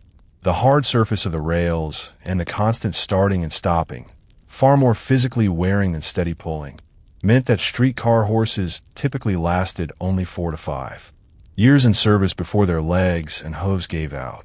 4 to 5 years, and then they were replaced. The sheer consumption of horses that this implied the number of animals that had to be purchased, trained, maintained, and eventually disposed of to keep a single city streetcar network running was staggering. New York streetcar companies were at their peak among the largest purchasers of horses anywhere in the world. Here's something about the urban horse world that I do not think most people have ever thought about, and it surprised me considerably when I first came across it. Where did all these horses live? In a modern city, your car lives in a garage or a parking spot. Your bicycle lives in a rack or hallway.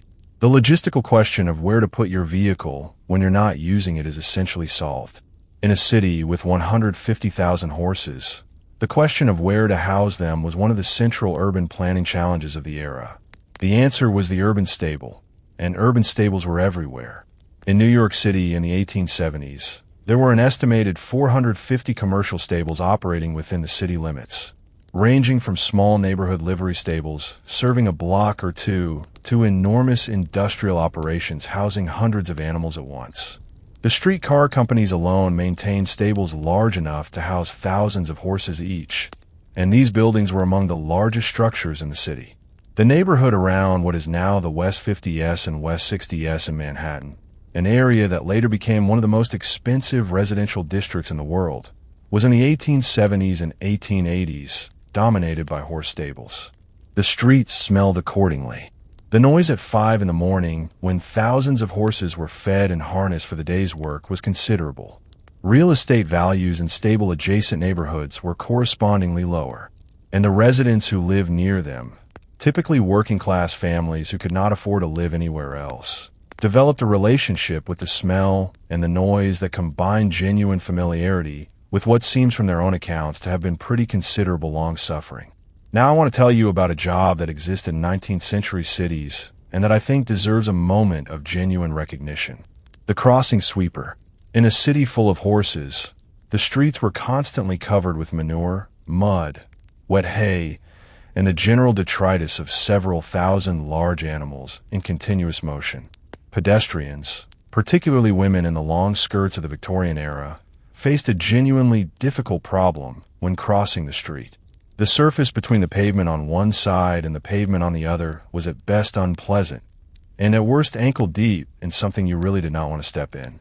Crossing sweepers were typically children or elderly men and women who stationed themselves at busy intersections and swept a path through the street filth ahead of pedestrians in exchange for a small coin. It was one of the lowest rungs of the Victorian urban economy, requiring no tools beyond a broom, no training beyond the ability to sweep, and offering no prospects beyond the hope of enough small change to buy a meal. Charles Dickens wrote about crossing sweepers with characteristic sympathy. A character called Joe in his novel Bleak House. A homeless boy who earns his meager existence sweeping a crossing in London was widely understood by contemporary readers as a representative figure, a small human face on a vast and largely invisible class of people whose entire existence depended on the fact that cities ran on horses. No horses, no manure. No manure, no need for crossing sweepers. No crossing sweepers, no Joe. The horse, in other words, created an entire microeconomy of people whose livelihoods depended, however, indirectly on its presence. And, at the other end of the economic spectrum, the horse created fortunes. The carriage trade, and this phrase has survived in a modern English as a marker of luxury, and high status refers to the businesses that serve the wealthy horse-owning class. Coach builders, harness makers, saddlers, the finest friars and veterinarians. The dealers who specialized in high-quality, riding horses for fashionable buyers. All of these were in their era premium service providers, catering to clients who expected the best and could afford to pay for it. On Fifth Avenue in New York, Carriage Row, a stretch of dealers and coach builders between the 50s and 60s, was one of the most expensive commercial addresses in the city. A custom-built private carriage from a top Fifth Avenue coach builder could cost anywhere from $500 to several thousand in the 1870s at a time when a working man's annual wage was perhaps $400. The horses that pulled these carriages were selected with the same attention to detail and expense that a modern buyer might bring to a luxury automobile. Color gait, temperament, conformation, every characteristic was considered. Matching pairs of horses, two animals of identical color and nearly identical size, commanded a premium, because a matched pair conveyed at a glance that their owner had both the money to buy two perfect horses and the aesthetic sensibility to care about the matching. It was conspicuous consumption on four legs, and the city's wealthiest residents pursued it with an intensity that their descendants would later redirect towards sports cars and yacht racing. I want to share one more piece of the urban horse picture, because it is the one that tends to catch people off guard. The horse was not just a vehicle or a worker in the 19th century city. It was also on occasion a crisis. A horse that fell in the street from exhaustion, injury, or illness was a significant urban event. The animal might weigh 800,200 pounds. It was lying in the middle of a street through which hundreds of other vehicles needed to pass. It could not simply be moved to the side, and if it could not be helped back to its feet, which was often the case when the fall was serious, it had to be dealt with on the spot. Cities developed dedicated systems for this. New York had a team of specialized workers, sometimes called the dead horseman, a job title. That is exactly as grim as it sounds, whose function was to respond to fallen horses in the street, assess whether the animal could be helped or needed to be put down, and then arrange for the carcass to be removed. The removal itself was a significant logistical challenge. A dead horse in the street attracted attention, created an obstacle, and began to decompose quickly in warm weather. The city needed to move it, and move it fast. Various industries competed for the resulting raw material, the bones, the hide, the fat, all of which had commercial value in the 19th century. It was a grim business. The men who did it were not celebrated, but they were genuinely essential, as essential in their way as any of the more visible workers of the horse-powered city. That is, I think, one of the truest things about the urban horse world. Behind every polished carriage on Fifth Avenue, behind every gleaming street car horse, behind every well-brushed delivery animal, there was an entire shadow economy of unglamorous, unrecognized labor, keeping the whole system functional. The city ran on horses, and it took hundreds of thousands of human beings to make that possible. There's a photograph taken in New York City in approximately 1890 that I've spent a long time looking at. It shows a busy intersection in Lower Manhattan. The street is full of horses and vehicles in every direction. There are delivery wagons, private carriages, streetcars, push carts, and pedestrians weaving between all of them. The buildings on all sides are tall and dense. The whole image has the look of a city at full operational capacity. Everything moving, everything happening simultaneously. If you showed that photograph to someone who did not know when it was taken and covered the horses, they might almost mistake it for a modern traffic scene. The shape of a busy street, the density, the flow, the way humans organize themselves around the dominant technology of their moment. It is the same impulse, the same human instinct to gather, to move, to trade and communicate, and simply be near each other. The technology changed. The impulse did not. And that brings us to a question that I find genuinely compelling, one that connects the horse-powered city directly to something much older and much more personal. We have talked about horses as workers, as postal carriers, as the engines of urban transit. But underneath all of that, underneath every practical use humans ever found for them, there was something else going on. Something that had to do with how humans measure power itself. Not social power, not political power. Raw physical mechanical power, the kind that lifts and moves and builds, the kind that civilizations run on. And at some point in the 18th century, a Scottish engineer sat down and tried to put a number on exactly how much work a horse could do, because he needed a way to sell his new invention to people who understood horses and nothing else. That number changed the language of power forever. And we're still using it today in every car advertisement and engine specification you have ever read.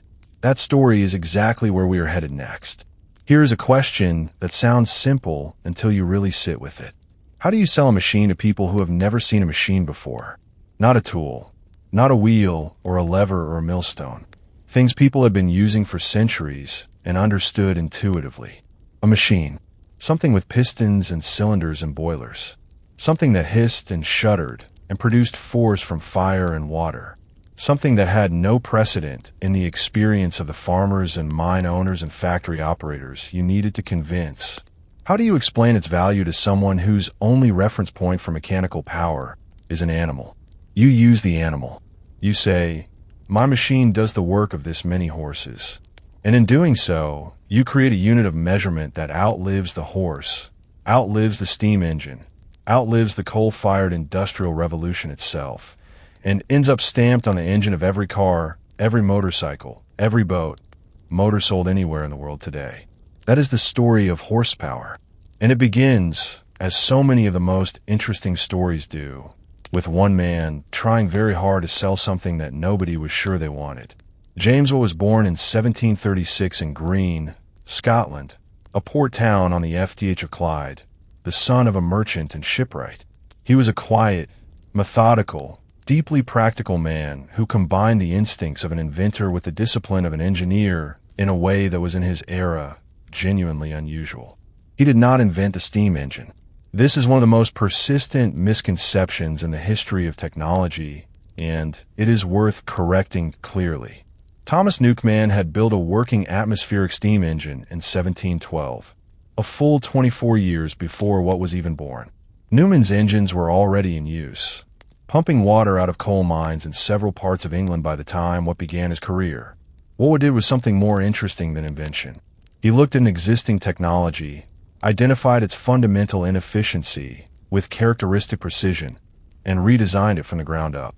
Newman's engine wasted enormous amounts of energy because it cooled and reheated the same cylinder with every stroke, a process that consumed vast quantities of coal to achieve relatively modest amounts of useful work.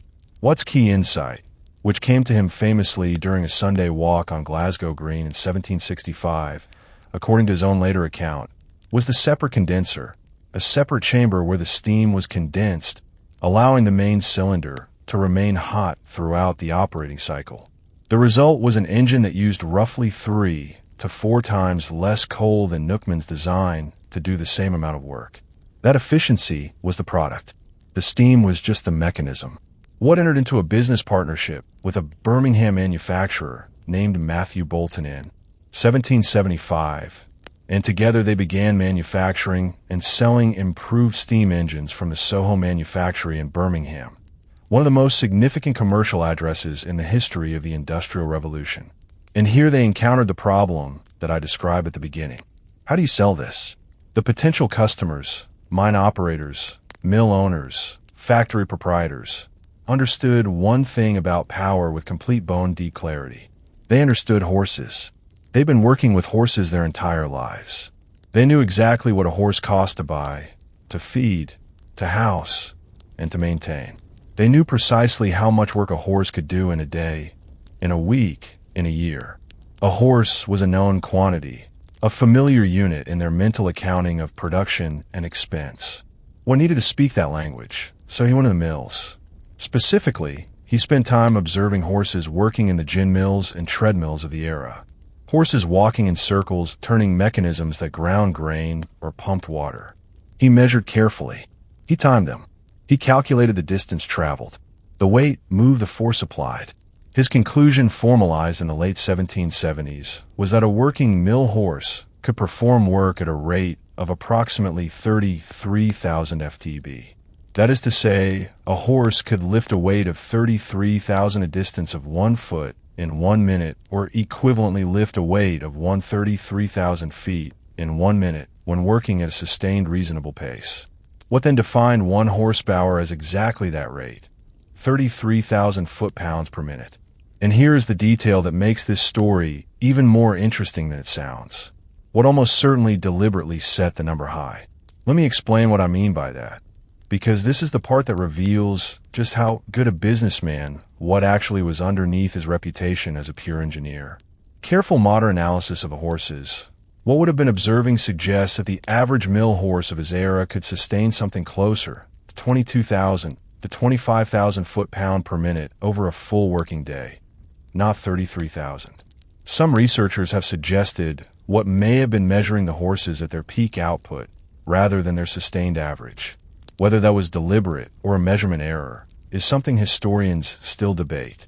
But the effect was this. When Watt rated his engines and horsepower using this elevated standard, his machines almost always outperformed their rating in practice. A 10 horsepower Watt engine reliably did more work than 10 actual horses could sustain. This meant that customers who bought a Watt engine consistently found it exceeded their expectations, which is of course one of the most effective marketing strategies imaginable. Undersell and over-deliver in a unit your customer already understands and trusts. The man was either a brilliant marketer or a slightly imprecise measurer. Either way, it worked. Now, here's where the story takes a turn that I find genuinely fascinating, because it stops being about marketing and becomes about something deeper. The unit of horsepower that Watt established was not just a sales tool.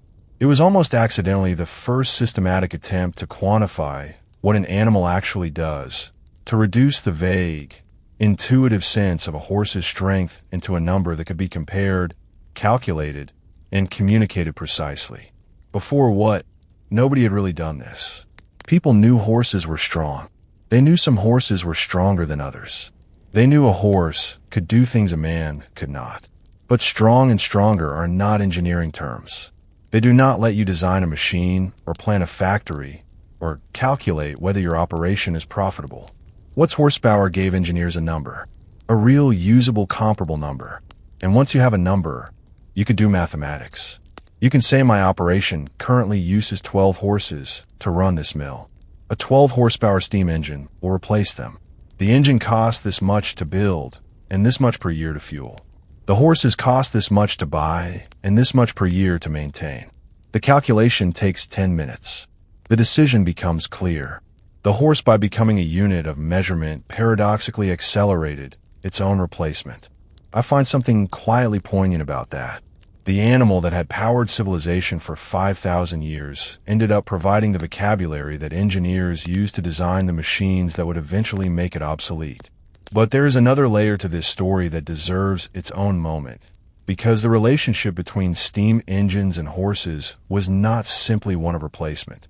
It was for several decades one of remarkably intimate cooperation. The early steam engines of the Watt era were not mobile. They sat in one place in a mine, in a factory, in a mill, and did their work through fixed mechanisms. They cannot go into a field and plow. They cannot walk a towpath and pull a canal boat. They could not carry a messenger or draw a carriage. For all the work that horses did that was fixed and repetitive and high in volume, pumping water for mines, driving textile machinery, grinding grain in large commercial mills, the steam engine was a genuine and rapidly effective replacement. But for everything mobile, for the enormous range of tasks that required power to move through the world, rather than staying in one place, the horse remained completely uncontested until the railroad and later the internal combustion engine arrived. This created a fascinating period in the late 18th and early 19th centuries when steam engines and horses were not competitors at all. They were collaborators. Consider the coal mine. A Watt engine pumped the water out of the mine, keeping it from flooding a job that had previously required dozens of horses working in shifts. But once the coal was dug and loaded, horses, the pit ponies we discussed earlier, were still the ones moving it through the tunnels to the shaft. And once it reached the surface, more horses loaded it onto wagons and moved it to the canal or the road. The steam engine removed some of the horses, but it created enormous demand for coal, and producing more coal required more mining. More mining meant more tunnels. More tunnels meant more pit ponies. In several of the great English coal fields, the introduction of steam-powered pumping in the early 19th century was followed by an increase, not a decrease, in the number of horses employed underground, because the steam engine made it economical to dig deeper and wider mines that needed more animal labor to operate. Technology, as it turns out, rarely makes things simple. There is one more dimension of the horsepower story that I want to share with you before we move on, because it connects this chapter to everything that came after it in a way that feels almost structurally inevitable. In 1829, a competition was held near the town of Rainhill in Lancashire, England. It was called the Rainhill Trials, and its purpose was to test whether steam-powered locomotives' engines, mounted on wheels capable of moving themselves along a track, were reliable enough to be used on the newly planned Liverpool and Manchester Railway. The most famous entry was a locomotive built by George and Robert Stephenson, father and son, called the Rocket. The Rocket was not the most powerful machine present at Rainhill, but it was the most reliable. Over the course of the trials, it averaged approximately 12 miles per hour and achieved a top speed of 30 miles per hour, making it at that moment the fastest thing any human being had ever traveled in.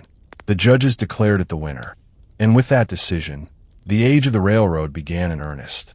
Now, here's the detail I want you to hold on to. The Stephensons rated the Rocket's power at around 8 horsepower. 8 horsepower. The same unit that James would have defined by watching horses walk in circles around a gin mill 50 years earlier. The same vocabulary, the same reference point. The machine that ended the dominance of the horse was described, and is still described today, in terms of how many horses it equals. We have never found a better word for power than the one we borrowed from the animal we used to use it. Every time you read a car advertisement and see the word horsepower, you're carrying forward a 500-year-old conversation that began on the step ran through the gin mills of England, passed through the calculations of a Scottish engineer trying to sell something new to people who only understood something old, and arrived without ever quite stopping in the present. I love that thread. I love how long it is and how unbroken. But for all the elegance of the horsepower story, for all the ways it shows horses shaping the language of the modern world, even as they stepped back from its center stage, there's a chapter we have not yet touched that is in some ways the most emotionally complicated of all. Because horses did not just build the civilian world, they built the military world too. And the horses that served in the great conflicts of the 19th and early 20th centuries, particularly the conflict that reshaped everything and sent an entire generation of young men into the most mechanized and devastating series of engagements the world had yet seen. Those horses lived and died in conditions that their riders could sometimes barely bring themselves to describe. The wearer's other life. What happened when the fighting was over? What came next for the animals that survived? That is the story waiting on the other side of this. Rethink the framing for a moment. When we imagine a wearer, we imagine something specific, something gallant and cinematic. A dark stallion at full charge. A rider with a sword raised the whole scene framed in the gold light of a painting hanging in some military museum. What we almost never imagine is what came after that scene. The horse surviving the charge. The horse being walked back through the mud. The horse standing in a field somewhere in France or Virginia or Poland breathing quietly, ribs showing one ear tilted towards sound. It cannot quite identify the sound of silence after years of noise. What happened to war horses when the war was over?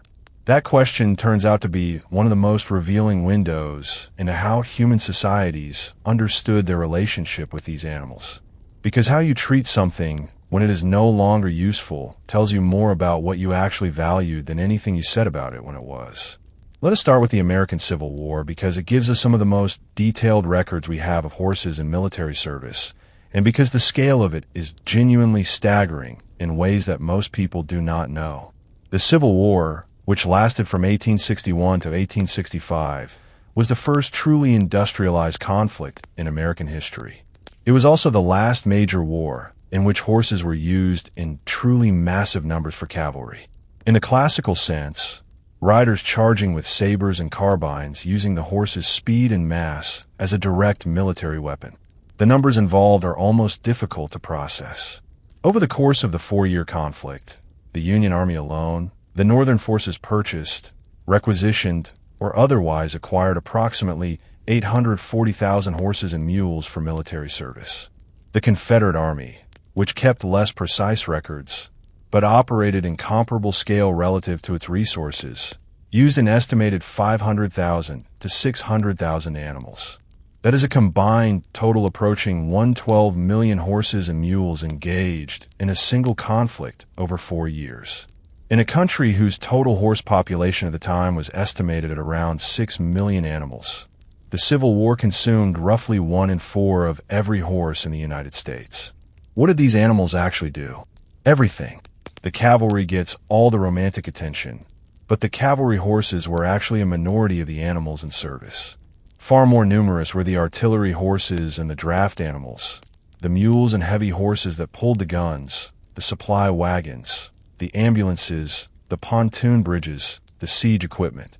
A Civil War artillery battery typically consisted of 6 cannon, each requiring a team of 6 horses to pull it along with the horses, pulling the caissons carrying ammunition, the horses carrying the officers, the horses of the outriders. A fully equipped artillery battery of 6 guns required somewhere between 70 and 100 horses to operate effectively. Now multiply that across an army of 100,000 men with dozens of batteries, hundreds of supply wagons, medical wagons, headquarters staff, and you begin to understand why the logistics of feeding and replacing horses was one of the central strategic challenges of the entire war. General William Tecumseh Sherman, whose famous march to the sea in 1864 is one of the most studied campaigns in American military history, was as preoccupied with his horse supply as with any other element of his operational planning. His army moved on animal power horses and mules pulling everything, carrying everyone. And the attrition of those animals over hundreds of miles of hard marching through hostile territory was a constant drain that his supply officers tracked with the same intensity as ammunition and food. There is a detail from the Civil War that I want to share because it shows with unusual clarity how the horse moved between the military world and the civilian world and what that transition looked like. During the war, both the Union and Confederate armies conducted what were called impressment raids, government seizures of civilian horses for military use. A Union or Confederate officer with the appropriate authority could ride into a county, assess the horses present, and take the ones deemed suitable for military service, leaving behind a promissory note for compensation that might or might not ever actually be paid. For the farmers and families whose horses were taken, this was frequently devastating. We discussed in an earlier chapter what the loss of a working horse meant for a farming household. Military impressment meant losing your horse not to death or sale, but to government seizure with uncertain and often inadequate compensation. The letters and diaries of civilian women, particularly in the border states, where armies of both sides passed repeatedly, are full of accounts of watching their horses led away. Some women hid their animals in barns, in cellars, in patches of deep woodland at the approach of either army.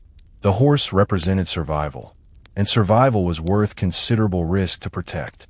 After the war ended in April of 1865, the Union Army began a process of demobilization that included the disposal of hundreds of thousands of animals.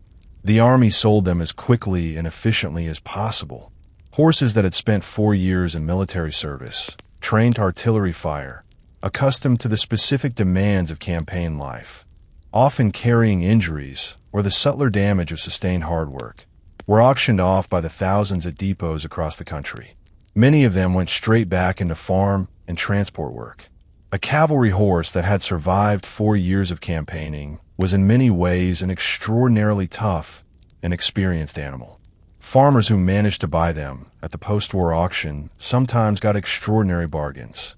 Animals that knew how to work, how to stay calm under pressure, and how to cover ground efficiently. Some veterans specifically sought out their own horses at these auctions, try to buy back the animal they had ridden through the war. The records of the Quartermaster Corps include cases of soldiers petitioning to purchase their mounts at preferential prices, citing the bond formed over years of shared service. Some of these petitions were granted, most were not. I want to take you now to a different war and a different horse story, one that tends to be almost completely absent from the popular history of the conflict in question. The Second World War is remembered as the Great War of Machines, tanks, aircraft, submarines, mechanized infantry, and that is accurate as far as it goes. But here is a fact that consistently stops people in their tracks when they first hear it. Germany in the Second World War used approximately 2.5 million horses. 2.5 million.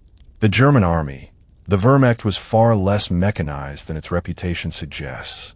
The famous Panzer divisions, the armored columns that swept through France and into the Soviet Union, represented a small fraction of the total German military force. The vast majority of German divisions throughout the war were infantry units that moved and fought in ways that would have been entirely recognizable to a soldier from the First World War or even from Napoleon's campaigns. And they moved on horses. A standard German infantry division in 1941 had an authorization of approximately 5,000 horses.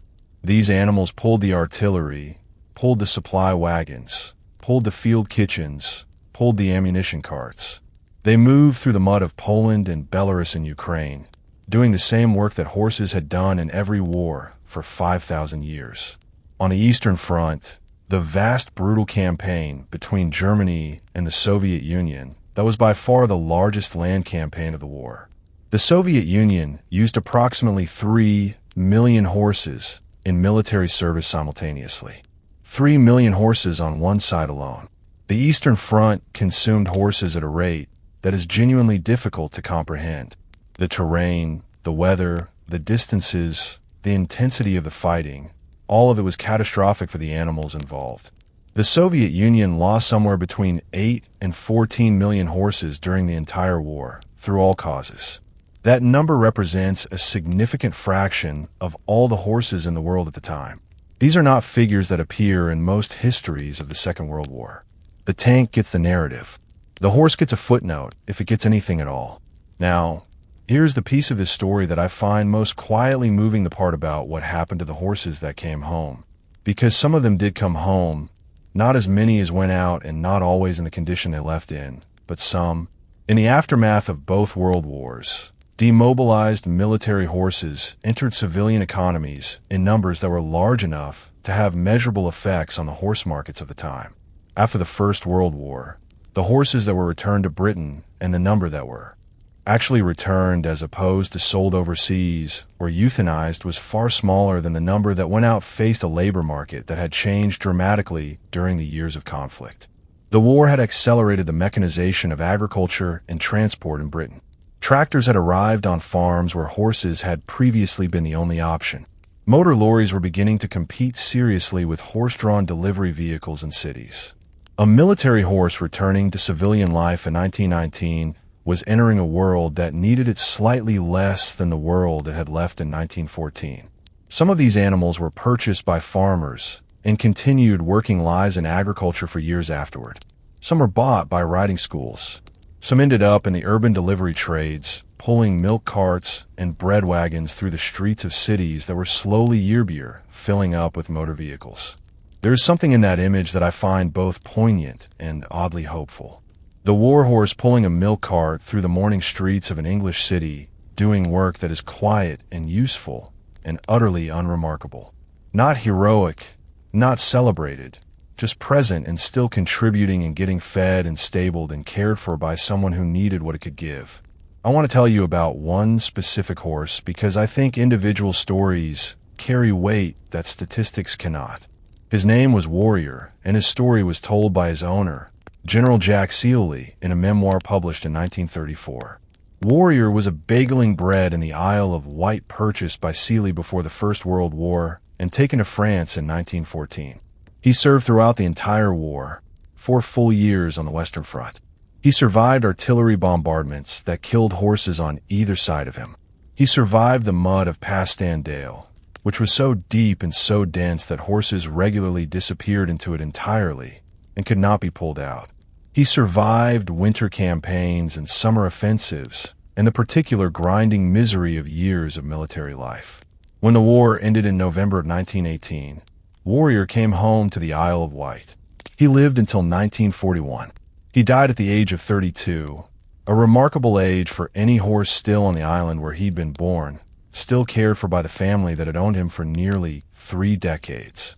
Seeley's memoir describes coming to see Warrior in his old age and watching the horse graze in a field overlooking the sea, apparently completely at peace, showing no sign of the years of extraordinary stress and noise and danger he had lived through. I did not know what Warrior remembered or felt or understood about his life. Nobody does.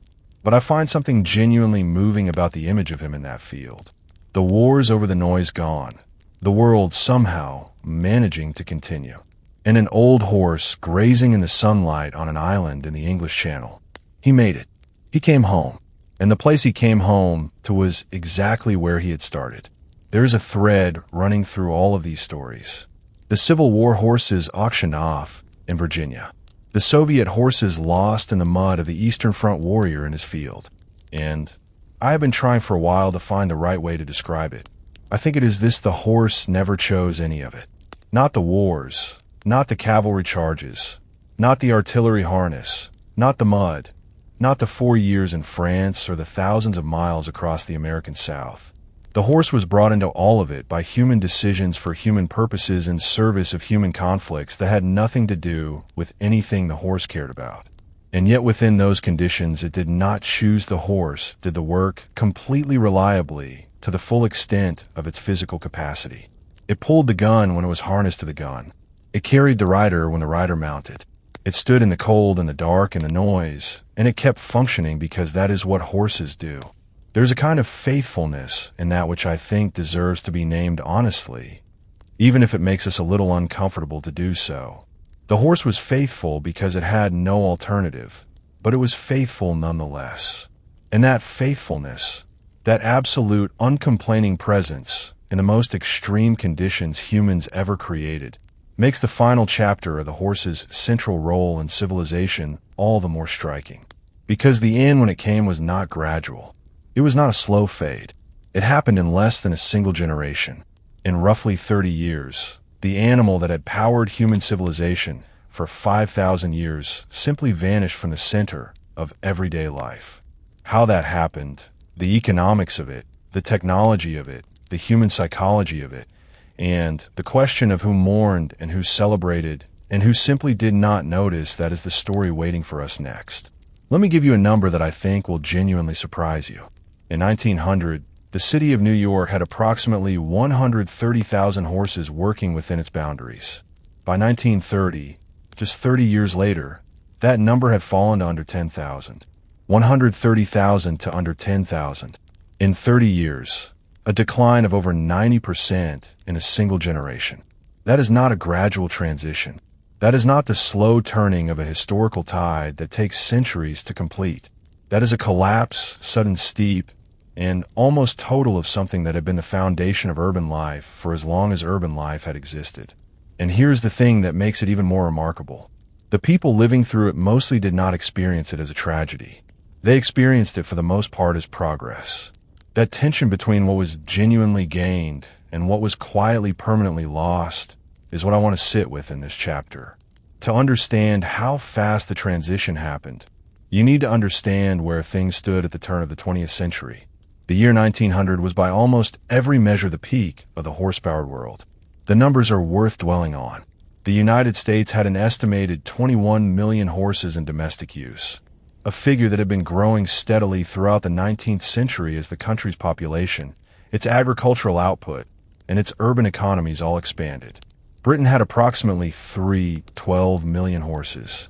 France had approximately 3 million.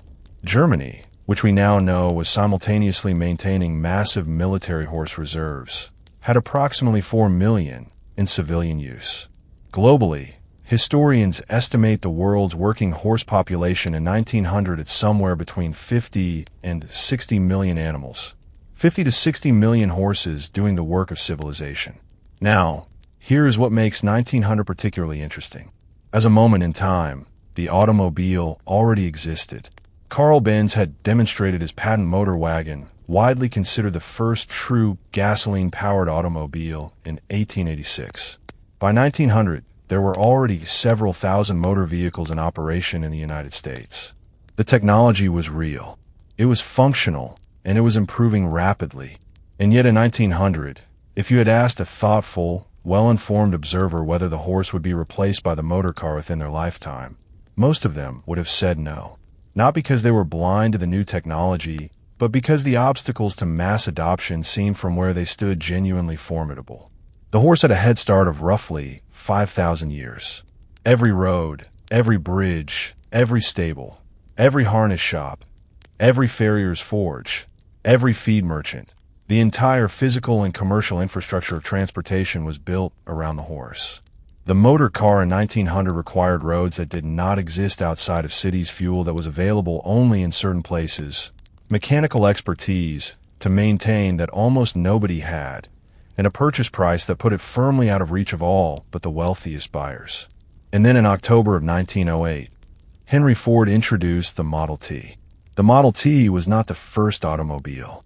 It was not the fastest, the most elegant, or the most technically sophisticated. What it was affordable.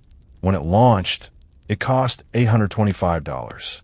Still not cheap by the standards of working people, but dramatically less than any comparable vehicle available. More importantly, Ford had grasped something that his competitors had not yet fully understood. The price of a product is not fixed. It is a function of how efficiently you can produce it.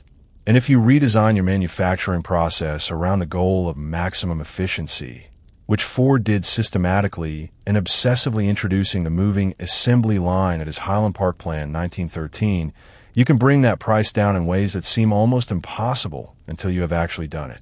By 1916, the Model T cost $360. By 1925, it cost $260. At $260, the Model T cost less than a good working horse, factoring in the horse's ongoing costs of feed shoeing, veterinary care, and stable rental. The economic calculation had flipped, and once it flipped, it did not flip back. Can I tell you something about the speed of what happened next? Because I think the numbers tell the story better than almost anything else.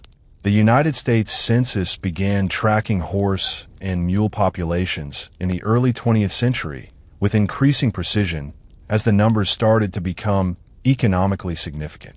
In 1910, the American horse and mule population reached its all-time peak at approximately 12 million animals. By 1920, it had fallen to roughly 25 million. A small decline, the automobile was growing, but horses were still dominant in agriculture and in many areas of commercial transport. By 1930, the number had dropped to approximately 19 million, a meaningful decline. Tractors were arriving on farms in significant numbers, and urban horses were disappearing rapidly. By 1940, it had fallen to approximately 14 million. By 1950, it was under 8 million. In 40 years, 2 generations, the American horse population had fallen from 26 million to 8 million. The animals were not dying faster than they were being born. They were simply not being replaced when they died because the work they had done was being done by machines. And what happened to them? The knacker's yard, the rendering plant, the same destinations that had always awaited horses whose working lives were over. The difference was that in 1900, a horse's working life ended at 15 or 18 or 20 years after a full career of productive labor. In 1925 or 1930, a horse's working life might end at 5 or 8 years. Not because it was worn out, but because the farm that owned it had just bought a tractor and no longer had use for it. Here is an aspect of this story that tends to get overlooked in the standard narrative of technological progress, and I think it deserves its own moment. The transition from horse to automobile did not just affect horses and their owners. It destroyed entire industries. The carriage building industry, which in 1900 was one of the largest manufacturing sectors in the United States, employing over 150,000 workers and producing over 900,000 vehicles per year, was essentially gone by 1920. The harness-making trade, which had supported thousands of skilled craftsmen in every city and town across the country, collapsed within a decade of the Model T's arrival. The skills required to make a quality leather harness skills that had been passed from master to apprentice for centuries became economically worthless almost overnight. Farriers, livery stable operators, horse dealers, feed merchants, hay farmers, all of them faced a transition that offered very little in the way of retraining or alternative employment. You cannot take your lifetime of expertise in evaluating a horse's soundness and apply it to servicing a Model T. The knowledge did not transfer. Economic historians have estimated that the transition from horse to automobile eliminated somewhere between 1 and 2 million jobs in the United States. Between 1910 and 1930, jobs in the horse-related trades that were not replaced by equivalent employment in the new automotive economy, at least not quickly or easily.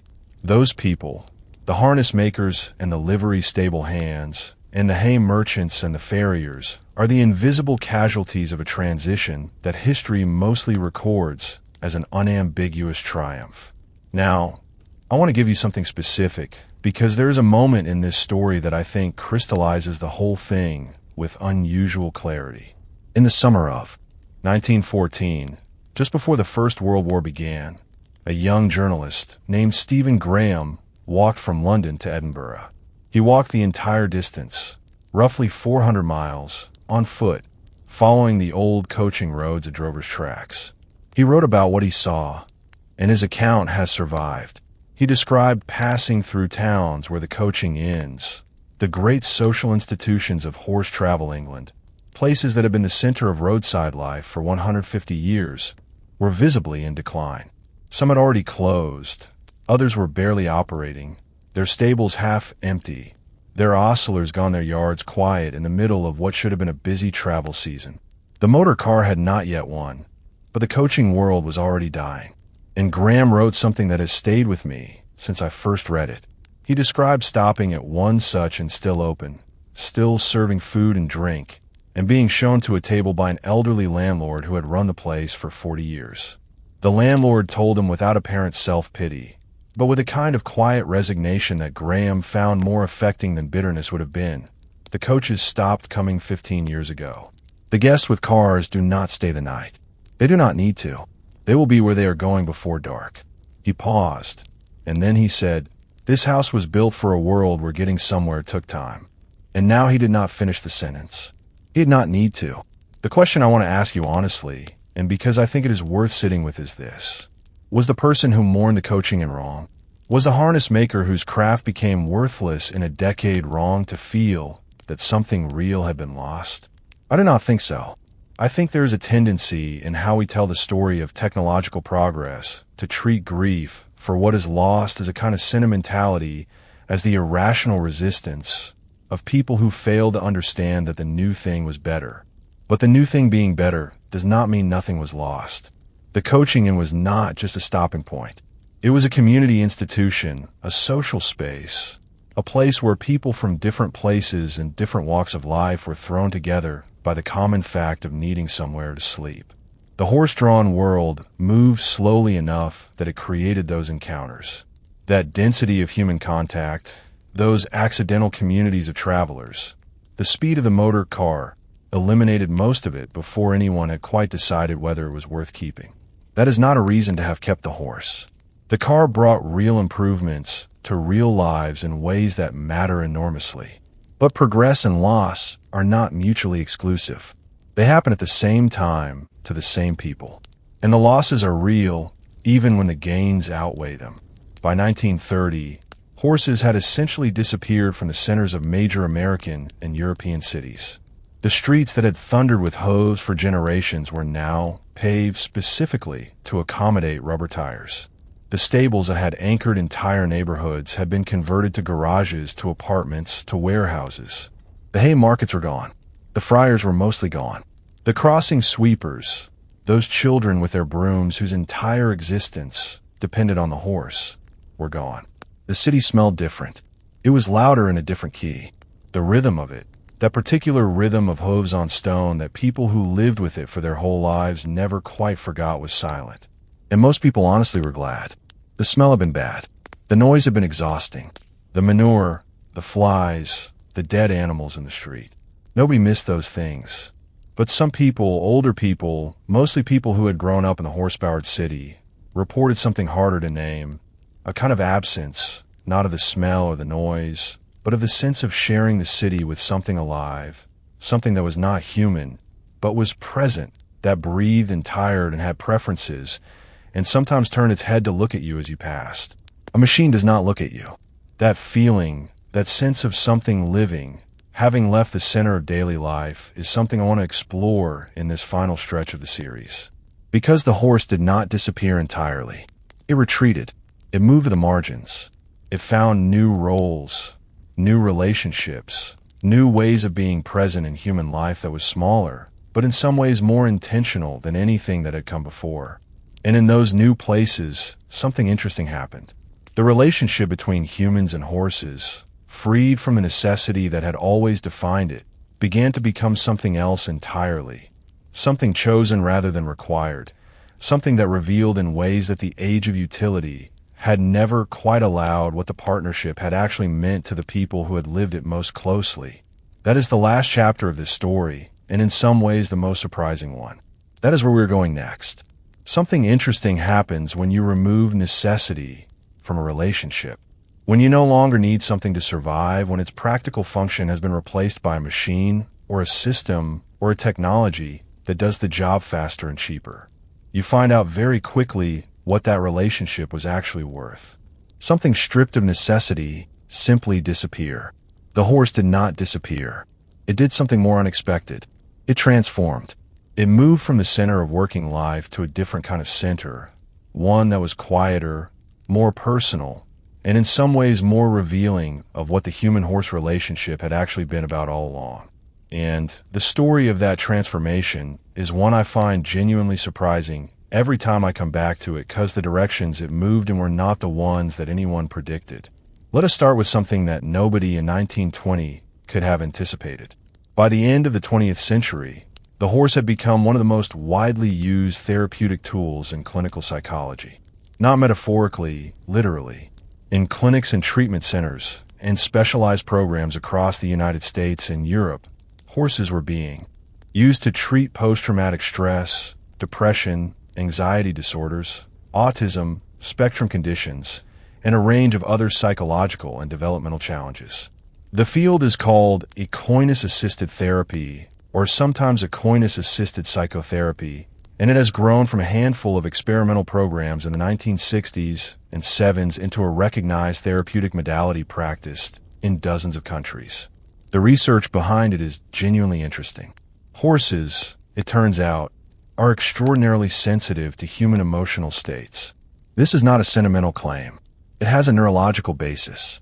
As prey animals that evolved in environments where predators were a constant threat, horses developed an acute capacity to read the body language, breathing patterns, and tension states of other creatures.